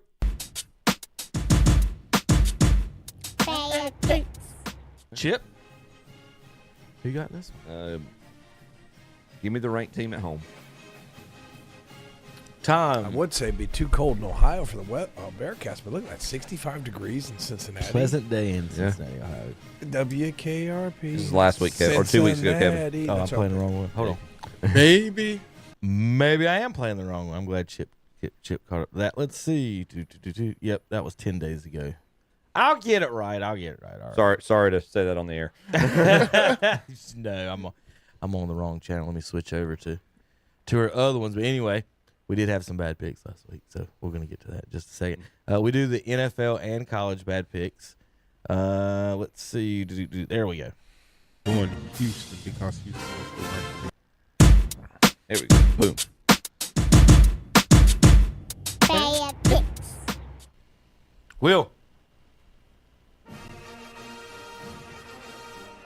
Missouri. Chip, who you got? Thank you for your Buddhist meditation over there. That's what he does, man. I've been. At least I don't that's what ramble. You're supposed to do when everybody else is talking. I don't ramble to get to it. I don't ramble. I explain things. Chip. It's a talk show. Let's sit here in silence like that. Boomer Sooners 17, Missouri Tigers 6. Meditate on that. Bad picks. Tulane will lay an egg. Temple. Ooh. I'm just saying, every time a group of 5 Cincinnati, you're in the spotlight. It's not a bad bad thought. It's just Well, a lot of people think James Madison should be ranked ahead of Tulane anyway. So there's an argument there on Tom's side. I don't know if I've ever seen the Temple Owls football uniforms in my life. So I don't know what the... It kind of looks like their basketball uniforms, which is horrible on the football John uniform. Chaney with feathers. Him and Coach K is the only people that look like their mascots. John Chaney and Coach K. I'm going the Temple Owls with Tom on this one for the upset. The Green Wave rolls over the Owls' nest 37-13. Bad picks. Houston, we have a problem. I didn't get to say the 2 U's this week. We ain't got there yet. Just roll fast. Oh, it was like a 15-point spread. Yeah, 16-point spread. You ain't got nothing on the use this week. TCU, the Horned Frogs, go to visit the Cougars across the state. 1.5-point favorites for $29. Houston, favorite over TCU. Chip, who got in this one? I have no confidence in this pick, but I'm going to go Houston. Against all comfortability here, I'm going to Houston because Houston is the right team. Give me the Houston Cougars at home. I don't feel good about that one. Yeah, I don't either. I don't feel good about the Cougars. But I don't know if I can pick Thompson upon University. don't try to act like you don't like Cougars. The Cougars succumbed to the young college aged horny toads 17-14 in the comforts of their own home. Bad picks. Who you got in this one? Give me the Rambling Wreck from Georgia Tech. Uh-oh. Chip. Give me the Yellow Jackets. Tom announces his bets. I pick the other two. Tom won on that. Just because you announced it, I think you win your secret bets, but when you announce it on the show, I'm keeping my monologue short today because I'm told I'm not allowed to talk. I'm going to talk to you. What's the talk show? Will you shut the hell up? I'm so glad. Pitt wrecks Georgia Tech 42-28 in the ATL. Bad picks. Who you got in this one, Tommy? 3.5-point favorite. Sorry, I didn't mean Florida at home. Vols dominate the Gators in the swamp 31-11. God, they killed them. Bad picks. Let's go with Illinois there because Wisconsin, their biggest wins. I was at home proud of this pick. Washington, but I think Fickle is going to be on the Ohio State coaching staff next year. Will, who you got in this one? I'm taking the Fighting Illini. There you go. I'm going to Illinois to win. Illinois loses 27-10 in Wisconsin. Bad picks. Scary place to play, Kid Brewer. 1-5 in the conference. Yeah, I'm going to go Marshall. Had it right till late. Will. I'm going to go Marshall. Y'all better check Yosef's before you wreck Yosef's. App State Mountaineers dominate Marshall 26-24. Bad picks. Y'all better. Let's go Washington State. Cougars, baby. Cougars. Tear up that Constitution. He's always. I picked the Cougars, whatever the matchup is. I was telling you, go Cougars. Little James Madison smashes the Cougars 24-20, preserving the Constitution. Bad picks. Tom, what you got this? I took Nebraska. This one's good. I mean, I think Penn State guys. I mean, they really tried hard against Indiana. Had the game won. Had their back broken, and by that, I mean, I listened to that play on the radio, and they were talking about the foot, and I'm still not sure if the foot was in. But still, I think that broke them for good. I mean, they're 1-6 in the conference. Chip, who you got? I got beat by Northwestern at home, Chip. Hey. Northwestern forced 5 turnovers against Michigan and lost the game, Chip. They beat Penn State at home. I mean, they beat Penn State at Penn State. 3 days later. Who Tom picked? He picked Nebraska. Give me Penn State. Kevin, Kevin, how do you cause 5 turnovers? How do you win the turnover battle 5-0 at home and lose? I'm not happy. And then they beat Penn State at Penn State. The team that had 5 turnovers at home, caused 5 turnovers, won the battle, still got beat by Michigan, went to Penn State. 3 days later. You're going to take Penn State. Who you got, Will? I'm going to take Penn State.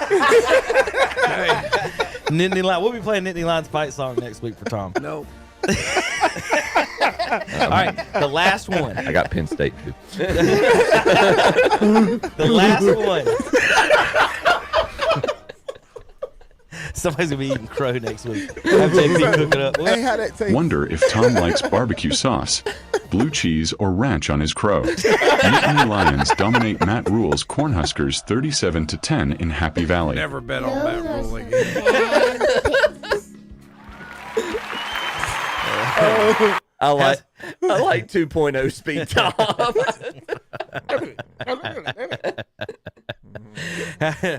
we never got an answer. What do you like on your crow wings, Tom? Yeah, that was a bad pick. We will not be listening to the Penn State fight song. Yes, we will. All right, Chip, let's make some bad. Let's do it. Now, we had some scores from last night for the folks not paying attention. Let's see. Let's see. Texas A&M, number 3, lost to 16. Texas 27-17.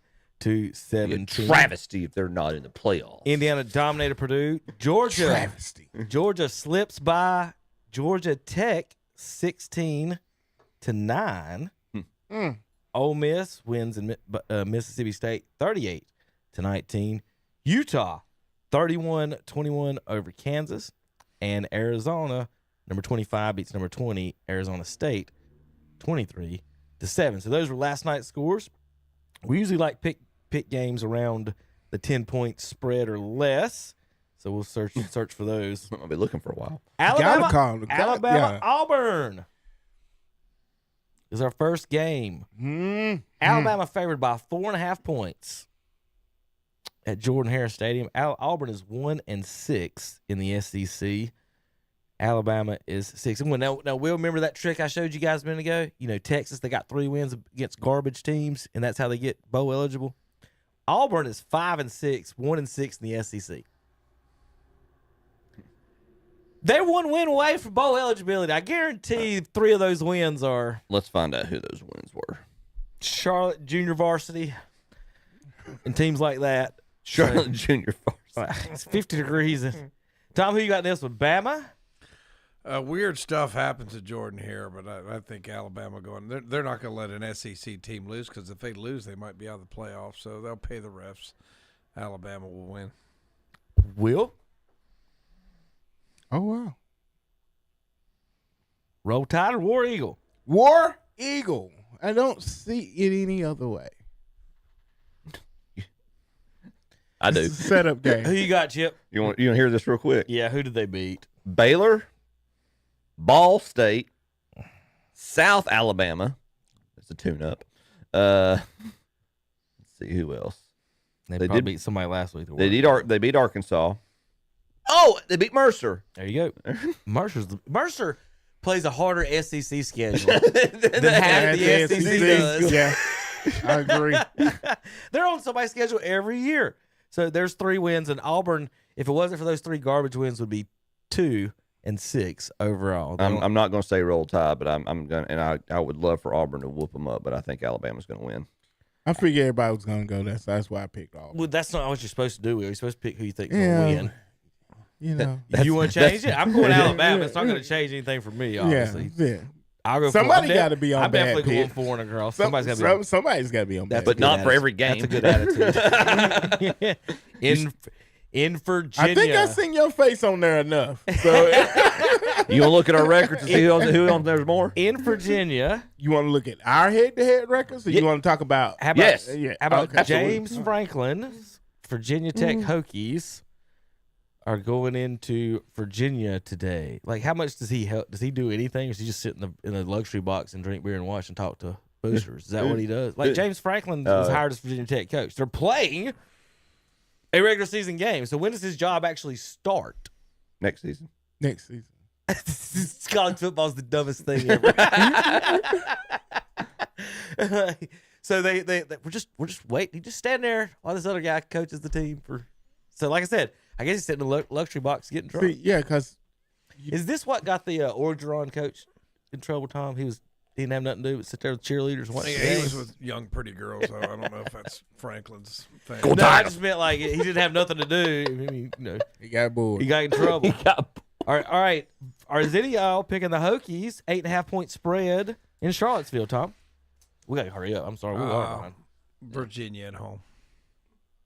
Will? I'm gonna take Virginia. Okay. They have a Chris quarterback next year on the roster. Sure will. He's good, too. Chip. UVA. They ain't gonna know if he can throw the ball or not. They know he can run it. Wow. I'll take the Cavaliers as well in Charlottesville. How about, we're going to jump back up to the top here. Let's scroll down. Scrolling up got me weirded out. Tennessee only a 2-point favorite at home against Vandy. Yeah, we're going to talk about that in just a second. How about Ohio State, Michigan? 9.5-point favorites. 7-1 the Big Ten are the Wolverines. They're at home hosting Ohio State, who Michigan fans have played nobody. You're about to get beat. You're going to come in Ann Arbor. Tom, your comments and responses. Well, I mean, you lost 4 straight against them, and Ryan Day is the best coach in the country unless he's playing Michigan. Best CEO in the country. Gonna go be a homer and take Ohio State, but I think this one definitely, if I was taking the point spread, there's no way. Started at 13.5, and I think people saw the weather, and they know that Ohio State, when they have to run the ball, I don't know, but we'll go with Ohio State to finally, Ryan Day, please beat them. Tom, please. Your bowl situation is just top 2 teams go to the championship. That's what it'll be. If Ohio State loses this, it'll be Michigan, Indiana in the championship game. Got you. That's what I wanted to be clear on. Will, who you got in this matchup? I'm going to take the team from the north. It might be Oregon, though, Kevin. I have to look. I think it's the highest. Right now, team. Oregon's in the 3 spot, but I don't know what the tiebreakers are. So, they hadn't played each other. I think it's the 2 highest ranked teams. Whoever won right. the beauty contest. Oregon's 6 right now. Michigan's, yeah. Well, that's the thing. Like, if Ohio State, let's say Ohio State loses, right?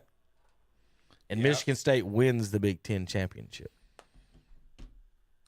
Does that get extra teams from the Big Ten into the playoffs? It probably would, because Ohio State would. You're not going to. Are you kicking Ohio State out with 1 loss? No. Are you kicking Indiana out with 1 loss? Okay. So those teams are getting in no matter what if they win out and win the championship. So if the Big Ten wants to get extra teams in the championship, or SEC or ACC, that's how you sneak teams in. Oh, our top 2 teams, we know they're in.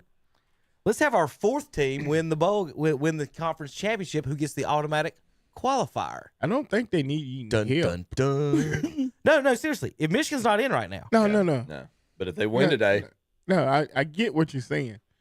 I'm saying I don't think the powers that be needed any help designing these disastrous plans of destroying the playoff. Well, the bowl people don't, but the Big Ten's got incentive to do it. Yeah. That's who's got Michigan's got incentive to do it. Ohio State even's got incentive to do it. Get them 4 teams instead of 3. Mm-hmm. That's extra millions for your team. All right, I've got Ohio State to win on this one, though. Pick Michigan. I don't think I've ever picked Michigan to win anything. They're one of my. I ain't even an Ohio State fan. They're one of my not likable teams. In a cold weather game where 2 of your, I don't care what Ohio State says, both those receivers are hurt. Both those receivers are hurt, and I know they're hurt. That's why they're being so coy about it. They're both hurt, and they have a lot of talent at backup wide receiver. But when you don't, you haven't played together all year. A lot of that's chemistry. People don't understand that's the chemistry of it. It's just, dude, if they got to run the ball now, they have 4 running backs. They could all run the ball. So we'll see if anybody can block for them. One for every quarter. In the ACC at noon today, Miami and Pittsburgh. Miami's the highest-ranked ACC team, but they're 5th in the conference. Virginia, Pittsburgh, and SMU are all 6-1. They're the lead dogs to actually play in the conference championship game and get that spot. A lot of people say Miami should be ranked ahead of Notre Dame, which throws all kinds of wrenches into all this. Will's Belichick Tar Heels are down there in about 13th place. Looking at the ACC standings, I just had to mention that one. Don't talk about my ears. I got you. All right, so Miami favored by 6.5 in Pittsburgh. $18 for 34 degrees. Chip, who you got in this one? Some chilly weather, but I'm gonna go with Miami. I'm gonna pick Miami. Will? Well, it's very cold outside, and Miami's down in Florida, and they don't play very well up top when it's cold below 30 degrees. Who's that, Marlon Brando?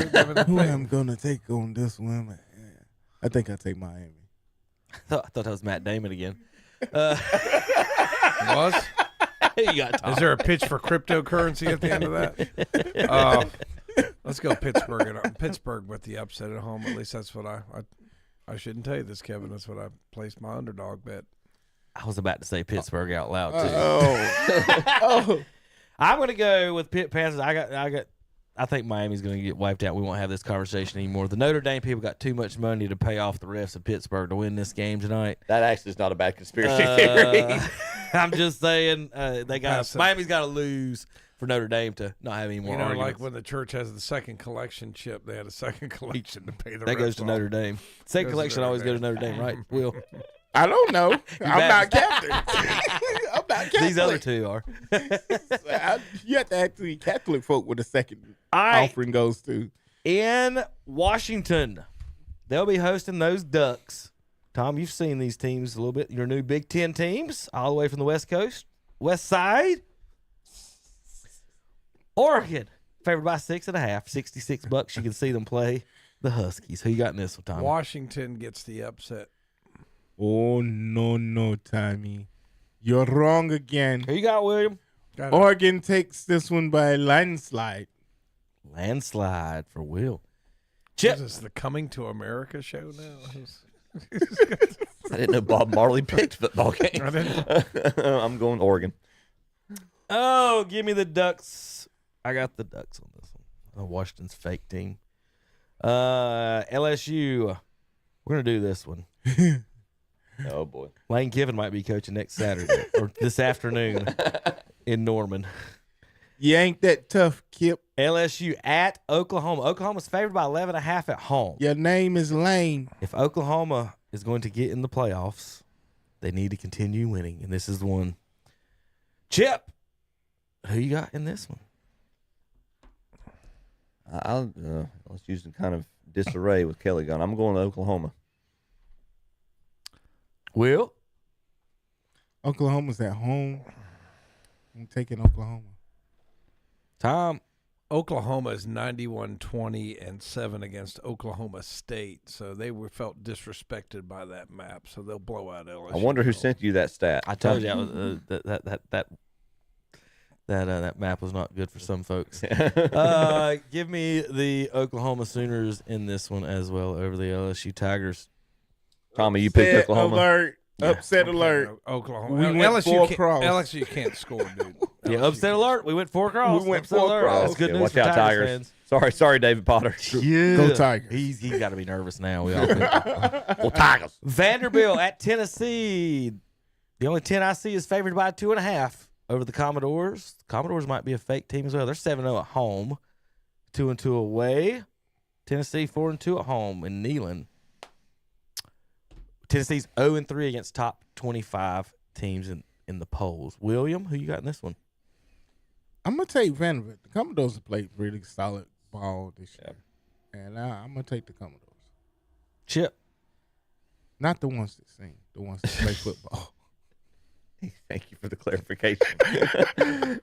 Oh, man, you can't tell me that Tennessee, this game don't mean a little bit more, that they don't want to take the claim as the best team in the state. I'm going to go UT. Vanderbilt's wins, Charleston Southern, Virginia Tech, South Carolina, Georgia State, Utah State, LSU, Missouri, Auburn, and Kentucky. I don't know if any of those have a winning record. LSU does. The LSU, all right, good job for the time. Well, 3 of them against crap State University, so they don't technically. If you're 7-5 in the SEC, you're technically 4-5, right?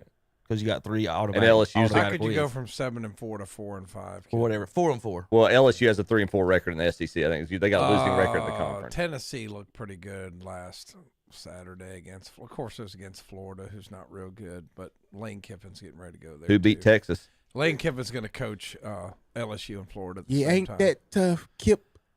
Tennessee wins at home.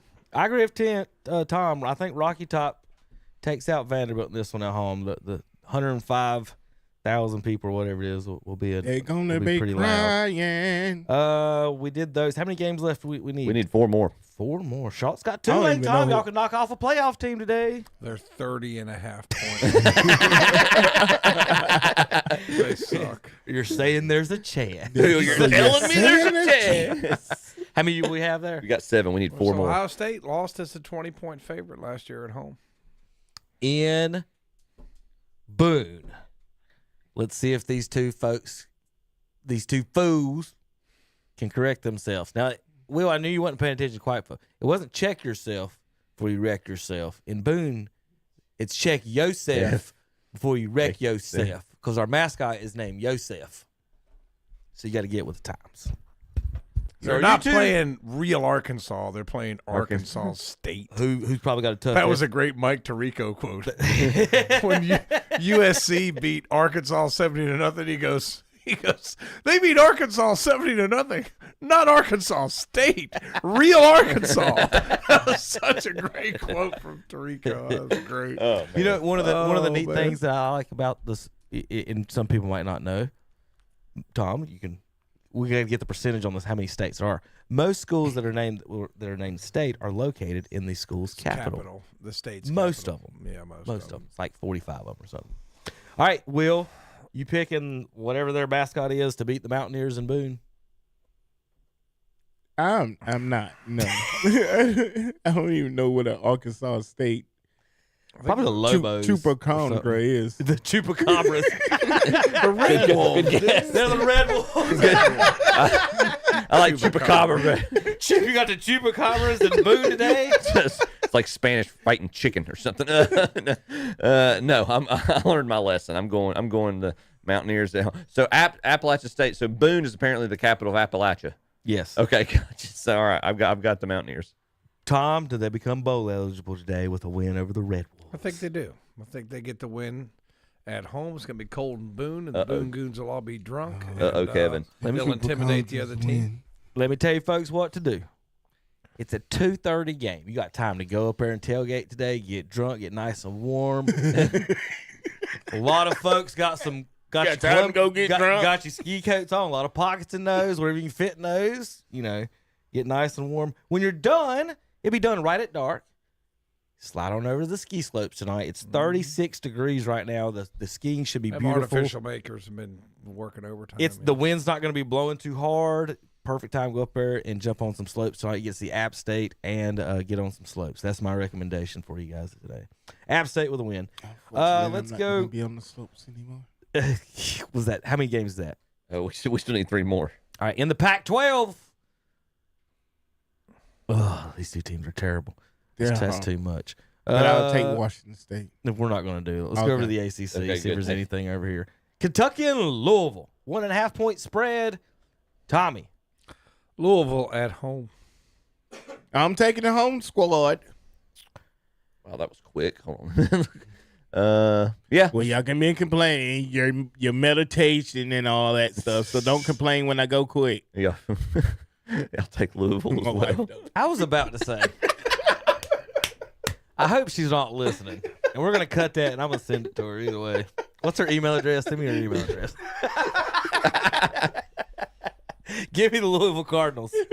That's a Kentucky win. That's 4 across the board.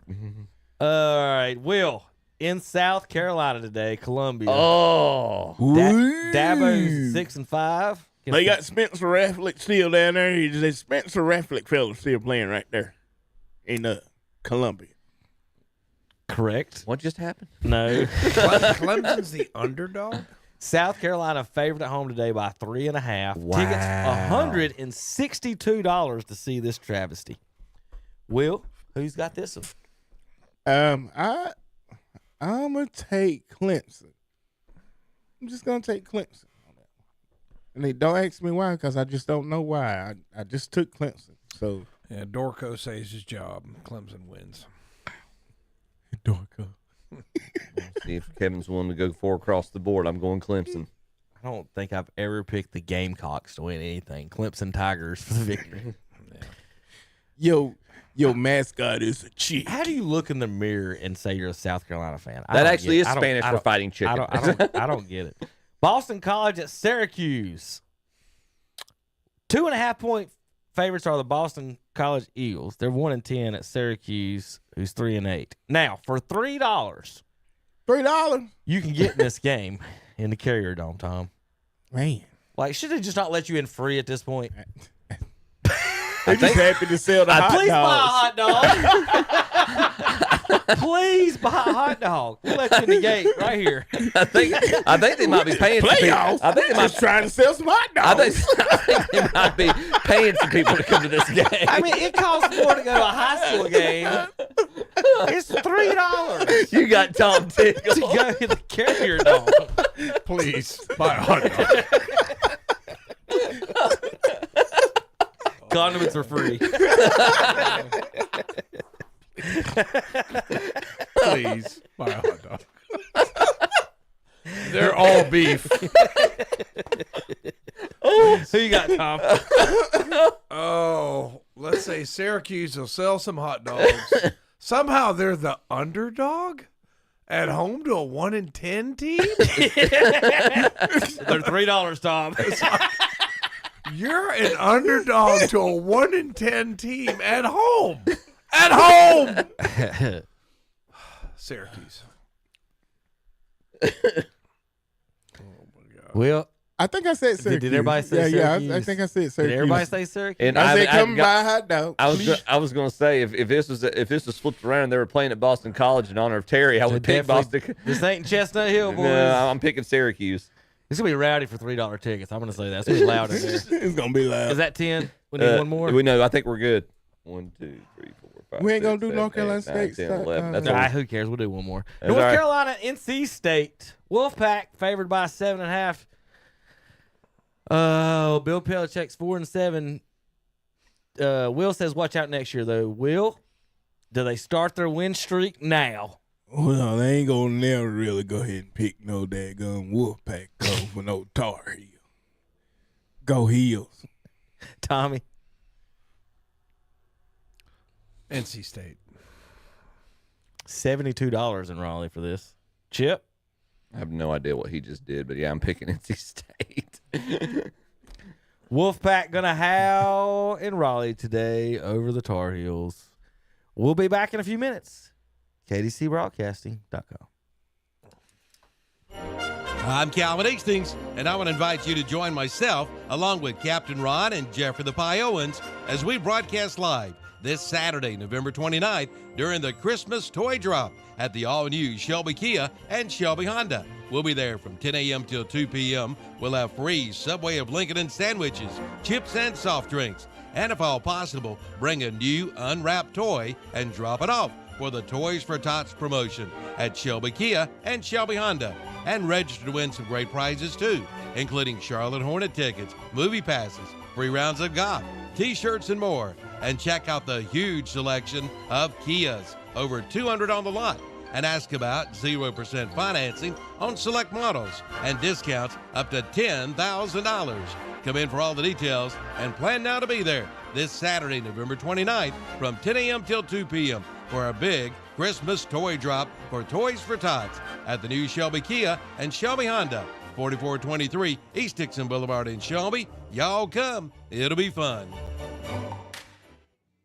Someone will once again win a $1,000 Christmas shopping spree, and it could be you. The drawing will be held Monday, December 22nd.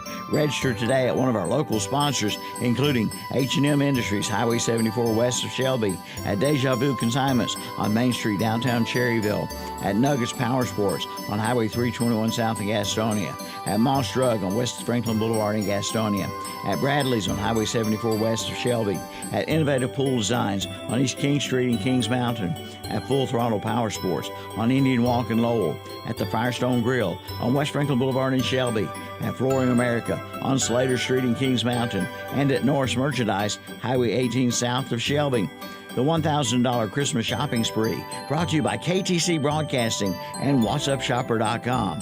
For a complete list of sponsors, go to WhatsUpShopper.com. You can also register at Backroad Pickers on the Falston-Waco Road in Falston. Hey, look, it's Gary Dellinger with Dellinger Electric. Gary, what's going on? Hey, Calvin, just stopped by to see how the new jingle was coming along. Well, as a matter of fact, we just finished it up. Want to hear it? Oh, I can't wait. Here we go. When it comes to your wiring, you don't want to monkey around. Call Dellinger Electric. They're the best electricians in town. Well, what do you think? I don't know. I mean, it doesn't even give her phone number. and monkey around? 704-435-0705. They're the best electricians in town. I don't have to pay for that, do I? At the Stamey Cherryville Funeral Home and Cremation Service in Cherryville, they understand when losing a loved one. The decisions and options may weigh heavy on you and your family. The Stamey Cherryville Funeral Home and Cremation Service offers compassionate care and impeccable service in your time of need, honoring your loved one and family with dignity, respect, and personal attention to every detail. The Stamey Cherryville Funeral Home and Cremation Service, 405 North Dixie Street in Cherryville, online at StameyCherryvilleFuneralHome.com. The Stamey Cherryville Funeral Home now offers water cremations. CF Moto is clicking on all cylinders during their clearance sales event at Full Throttle Power Sports in Law. Get financing as low as 0% and up to $1,500 cash back on CF Moto models. And check out the Suzuki DRZ 4S motorbike with financing at 4.99% for 36 months. And the Yamaha Let's Ride sales event is underway. Get 0% for 60 months or $3,000 customer cash back. Full Throttle Power Sports, 100 Indian Walk in Law, online at ncfullthrottlepowersports.com. Grizzly the Greeter at Blessed Buildings and Tiny Homes in Cherryville says hurry in now for some great discounts. All in-stock playhouses now half price just in time for Christmas. Dog kennels, 15% off. Studios, 15% off. Plus reduced down payments, only $150 down. Liberty Sheds up to $10,000. And only $250 down for Liberty Sheds from $10,000 to $20,000. And now you can rent to own for up to 72 months. Hey, that lowers your payments. Hurry in now to Blessed Buildings and Tiny Homes, Highway 150 East in Cherryville, right across from Ferguson's Hardware. And we're back on Saturday Morning Sports Talk. Sorry. I'm sore. Welcome back. What JP. happened? I had to stretch. This is what Will don't want to see. Oh, yeah. There it is. Michael Jordan rookie Jim Mint 10, $600,000. Posted by Dennis Davis. Dennis has got some shoes he needs to look into. All right, welcome back to the show. NFL time. My God. NFL, yeah, well, that's just the high end. Low end's like $250. Still gives you a nice dinner than Tom's betting. It took Cincinnati 3-1, and they smoked Baltimore on Thursday night. So y'all saw how Mark Sanchez was arrested, right? Yeah. Yep. All right, so and the only reason I bring this up is this is how I must live under a rock. When did Mark Sanchez get arrested? Oh God! Well, he assaulted somebody a few weeks ago drunk. He didn't even know he did it. Got arrested. He's gonna be spending some years in prison actually. Oh, he beat somebody. Oh, Beat somebody. He assaulted him with a knife too, I think. So he played 8 years in the NFL. He played 2 games in Dallas. He didn't start. He threw a grand total of 18 passes in Dallas. This is how Pro Football Talk reported the Mark Sanchez trial. In a Cowboys uniform. Mark Sanchez going to jail in a Cowboys uniform. He threw 2 passes in his career in Dallas. Well, I mean, that's where he last. He's never I don't know if he was going to the Hall of Fame, it'd go off with the last team he was under. That wasn't. It was Green Bay actually. Oh God! Oh God! Never mind. It was Washington. He didn't go Green. It was Washington. But since he's never been in trouble before, he might avoid prison. We'll see. Tony Dungy, and I've been saying this for years. When you watch NFL all day long, you just come to a conclusion that officials don't know what pass interference is. We tried to make a review a couple years ago, but it doesn't help. These monster penalties are not called consistently. One of my main problems is the illegal touching down the field. I don't even think that should be a penalty. You know as well as I know back in the day, it's not nothing until the ball's in the air. And then if you touch the receiver, it's called pass interference. I hate 3rd and 42 and 10 yards down the field, I'm bumping my receiver, and they throw a 5-yard penalty, automatic first down. And they're trying to get scoring because they don't want you mugging the receiver. Peyton Manning did this because everybody loved Peyton Manning, and he's out there throwing ducks against Ty Law, and they can't have him roughing up Marvin Harrison. He might shoot somebody at a car wash. So there's so many levels to this.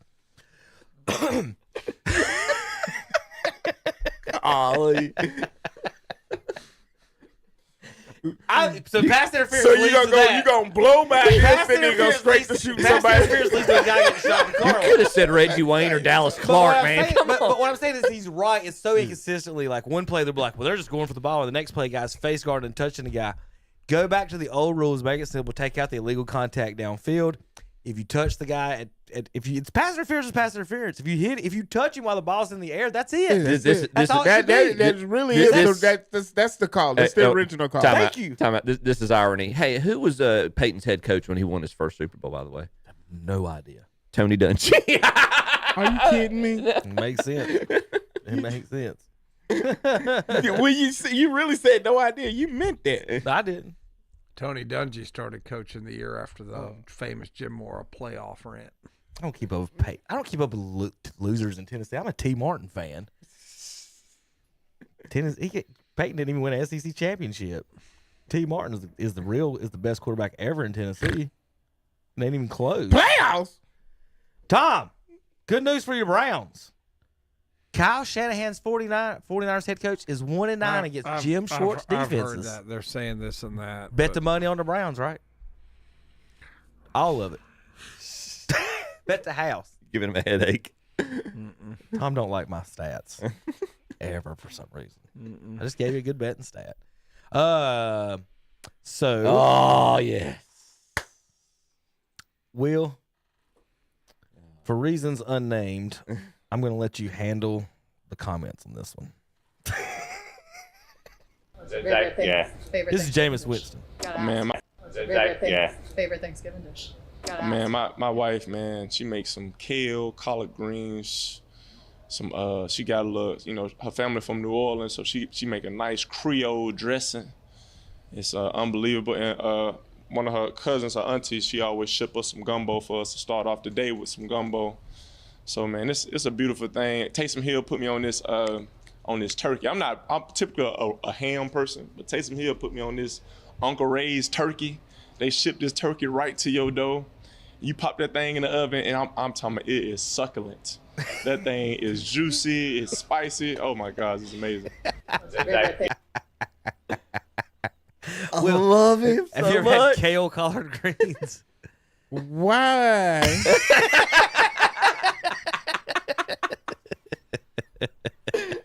I don't understand why people eat kale.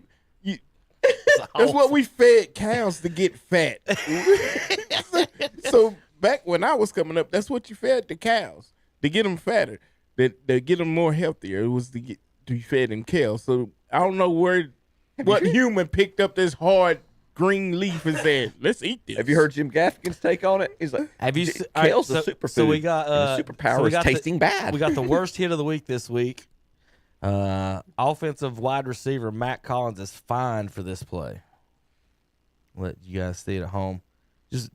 We got to get this out of the game, guys. What hit? The wide receiver was fined $48,000 on this play for lowering his head on the defender. Right there. Get the $48,000. He was just fined. Now, my problem is, Will, and I've said this for years. Are you going to let him play football, Right. or are you going to put flags on him? Besides it being a penalty, which is stupid, please stop taking their money away from them. That guy doesn't make $48 million like Patrick Mahomes does, I guarantee. I don't even know who 13 is for. But they just drives me crazy. They're like, if it's a flag, it's a flag, right? Why are we fining them?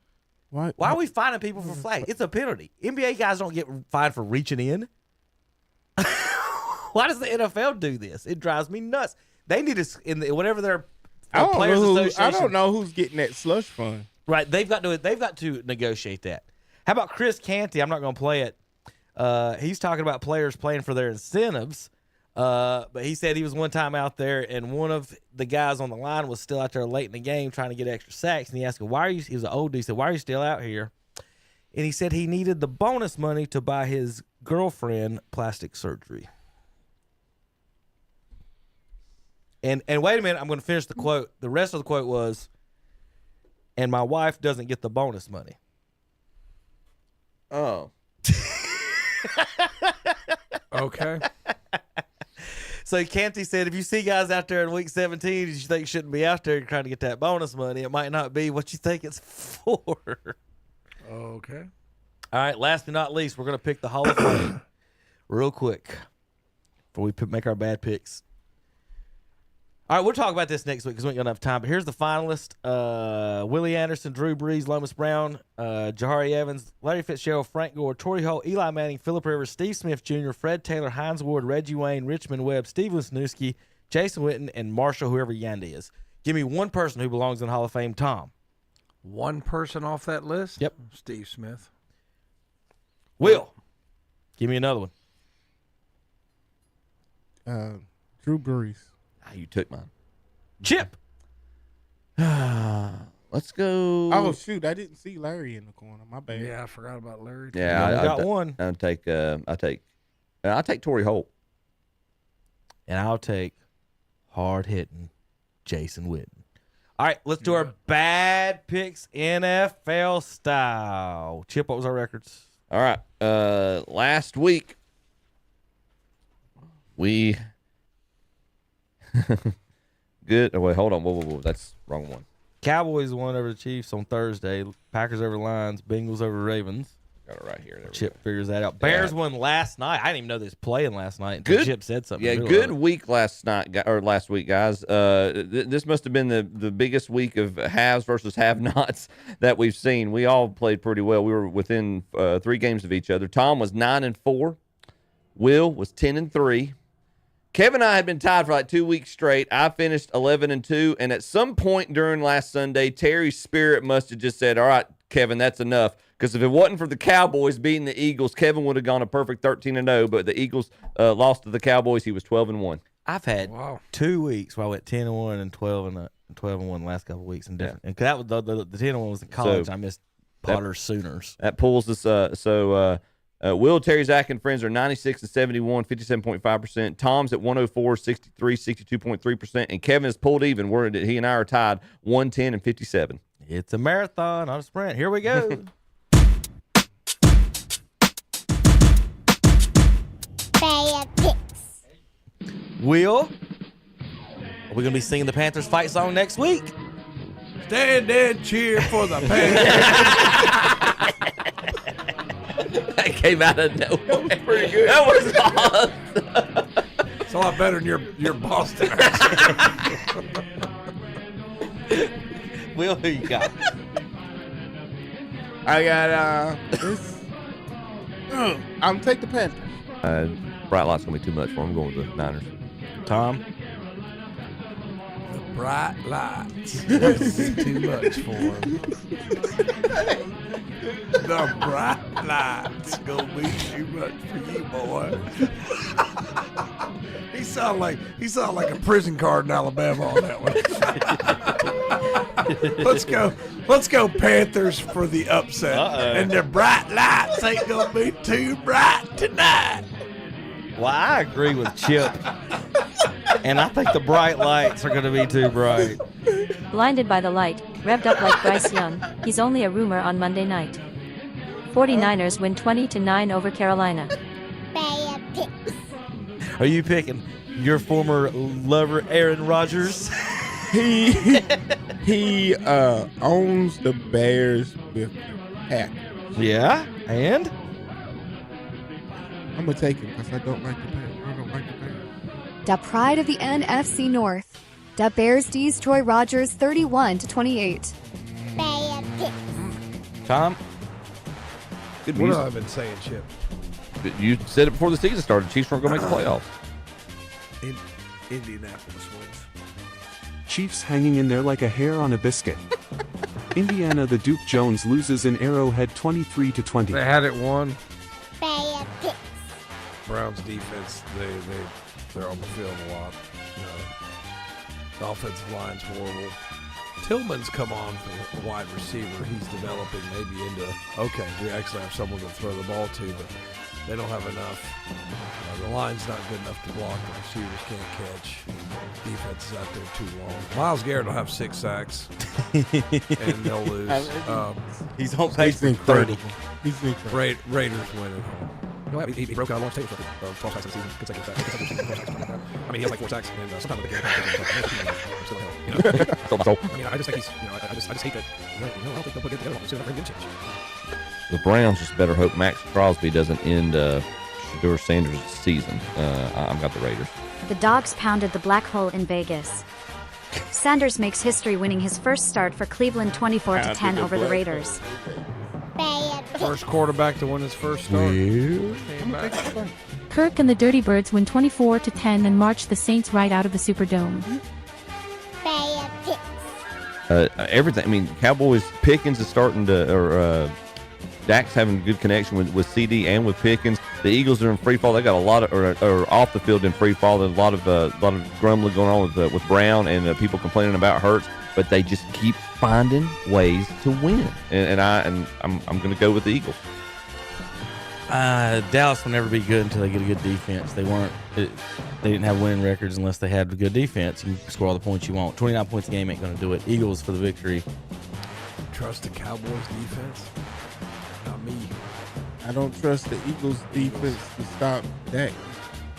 No, the Eagles have been playing pretty good defense. I The mean, defense has been saving them. Dallas Cowboys, the next to last defense in the NFL at 29 points a game. Spot on. Tom's always right. The price is wrong, right. Tom. In this case, the Cowboys defeat the Eagles 24-21 in Dallas. Those are some bad picks. Tom is always right, he said. The price is wrong, Bobby. Oh, boy. All right, let's make some more bad picks. We're going to start in Cleveland. Brownies.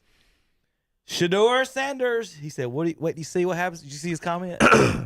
Wait, do you see what happens if I get another pick? Or get actual practice this week? No. Oh, wait, that's a good one. He's already running his mouth like an idiot. Slightly. The Browns haven't had a quarterback to win their first game in 19 years, and he can't be excited about it. Get the freak out of here. Right. Yeah, but you don't say, well, they're going to actually let me practice the way He should say it. They haven't let him practice with the first team. He's got a time. It's his turn to talk. He sounds like a kid playing He's Pop proved Warner. a point. It's his No, turn to he's talk. won one game. That's what. But he proved a point. He won one game without reps with the first team all season. He proved a point. What was the point? He had reps.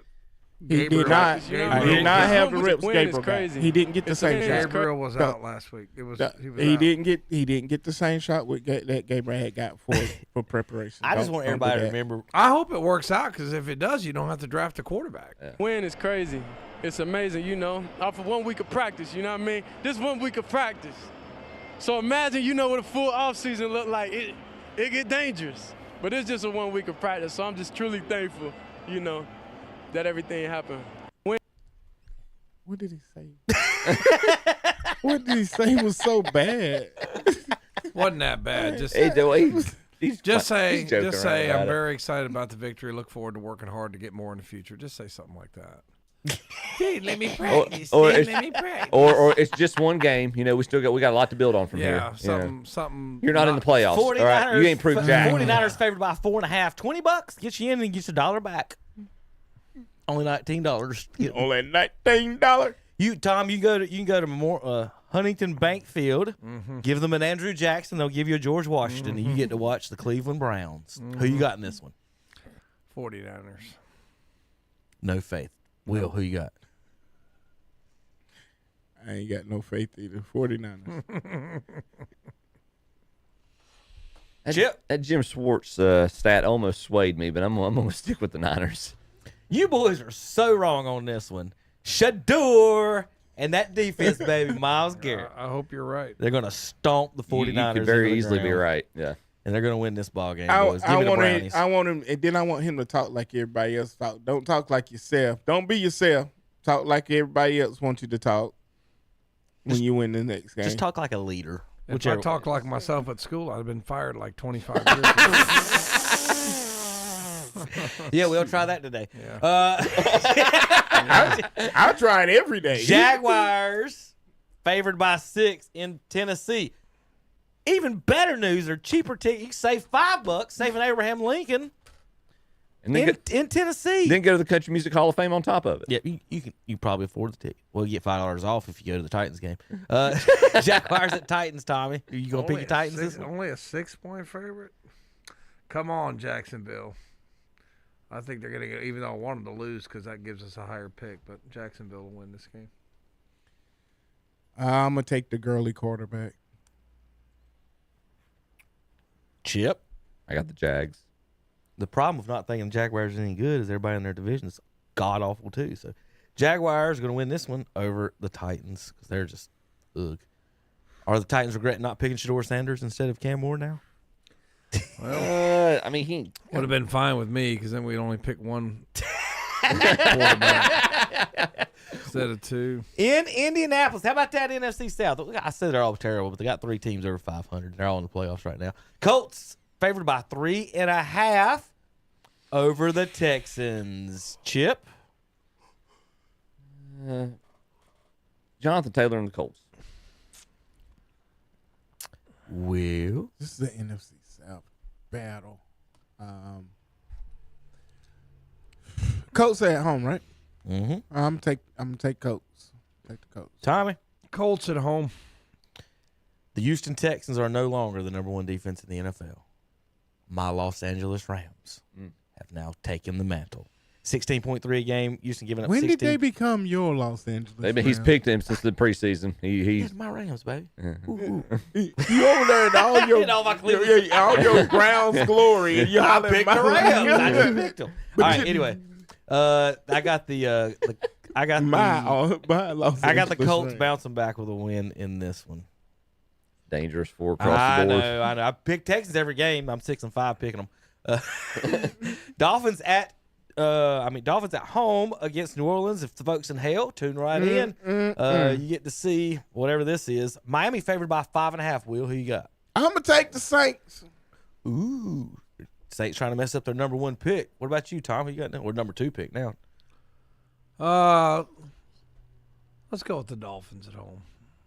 Chip? I'll take the Fins. I think the Dolphins are going to win. Saints are not trying to win games. I've already told you. They're trying to get Arch Manning. Yeah. Yep. Falcons at the Jets. Same time in hell, you just flip over, hit the preview channel. True. 2.5-point favorites is Atlanta in Golly, New York. this is Tom, bad. you got this. Oh my Lord. Let's go with the Jets at home. Will? I'm gonna take the Falcons. Tyrod Taylor starting today for the Jets, by the way. Oh shoot, I should have took the Jets. Not just You got Kirk Cousins or Tyrod Taylor there, Chip? Give me my main man, Kurt. Let's see if he. Cousins does it again. No Tyrod Taylor. You know for who me. needs to be Tyrod. playing? Kirk Cousins. Tyrod is his name. Yep. Kirk Cousins' agent, because he is the MVP of agents. All right, Baker Mayfield's got a injured left shoulder. He's hosting the Cardinals this week. I guess Jacoby Brissett's still starting. Anybody picking Jacoby? Nope. Will? Tom? Yeah. While he's thinking about it. The 2 Cleveland Brown quarterbacks face each other now. I got the Bucks as 2, 4 all the way across. All right. 10-point favorites are my Rams in Charlotte. Wow. Sunday afternoon.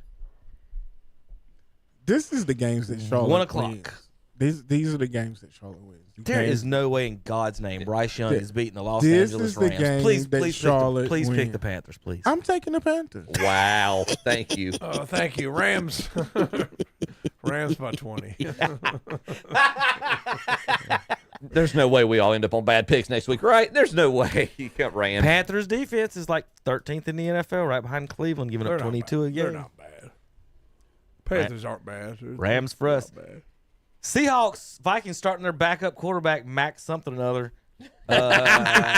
in the Up West. Will, I'll let you finish whatever. Make up whatever name you want to. Max's last name, Will.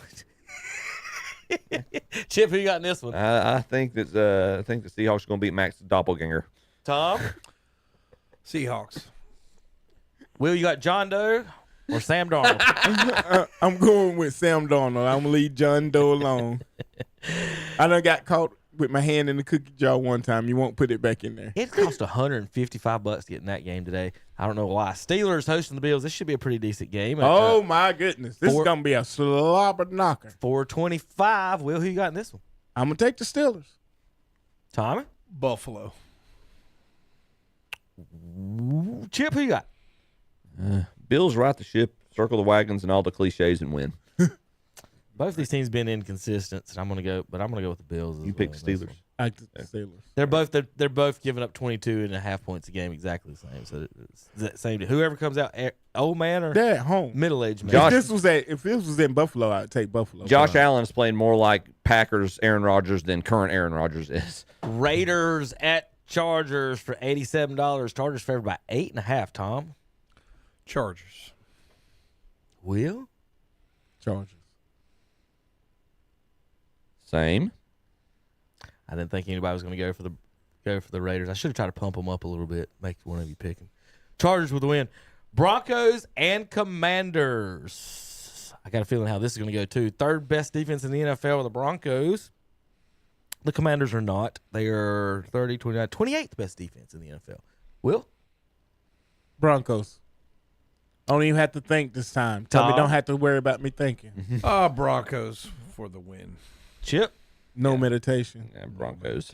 Monday Night Football. I got the Broncos as well, Chip. Monday Night Football rematch of the Super Bowls. Giants and Patriots. Drake May and I don't know who's Jackson for the Giants right now. It's not Dart. No, Tommy DeVito. They got rid of him. Oh, goodness. Winston. Is it Winston? Is it Jameis? Yeah, it's Jameis. Yeah, oh, come on. All right, Jameis or Drake May in Foxborough, Tommy? Oh. I think the Patriots are going to win. You don't think I'm picking Jameis. Will, you picking Jameis in Foxborough? I think Jameis had too much turkey. I'm going to take the Patriots. It's going to be a fun game to watch. He had too much. Chip, who you got? He had too much collard greens. It's not about the lights. Chip, who you got in this? It's not about the action. It is about I got the Patriots.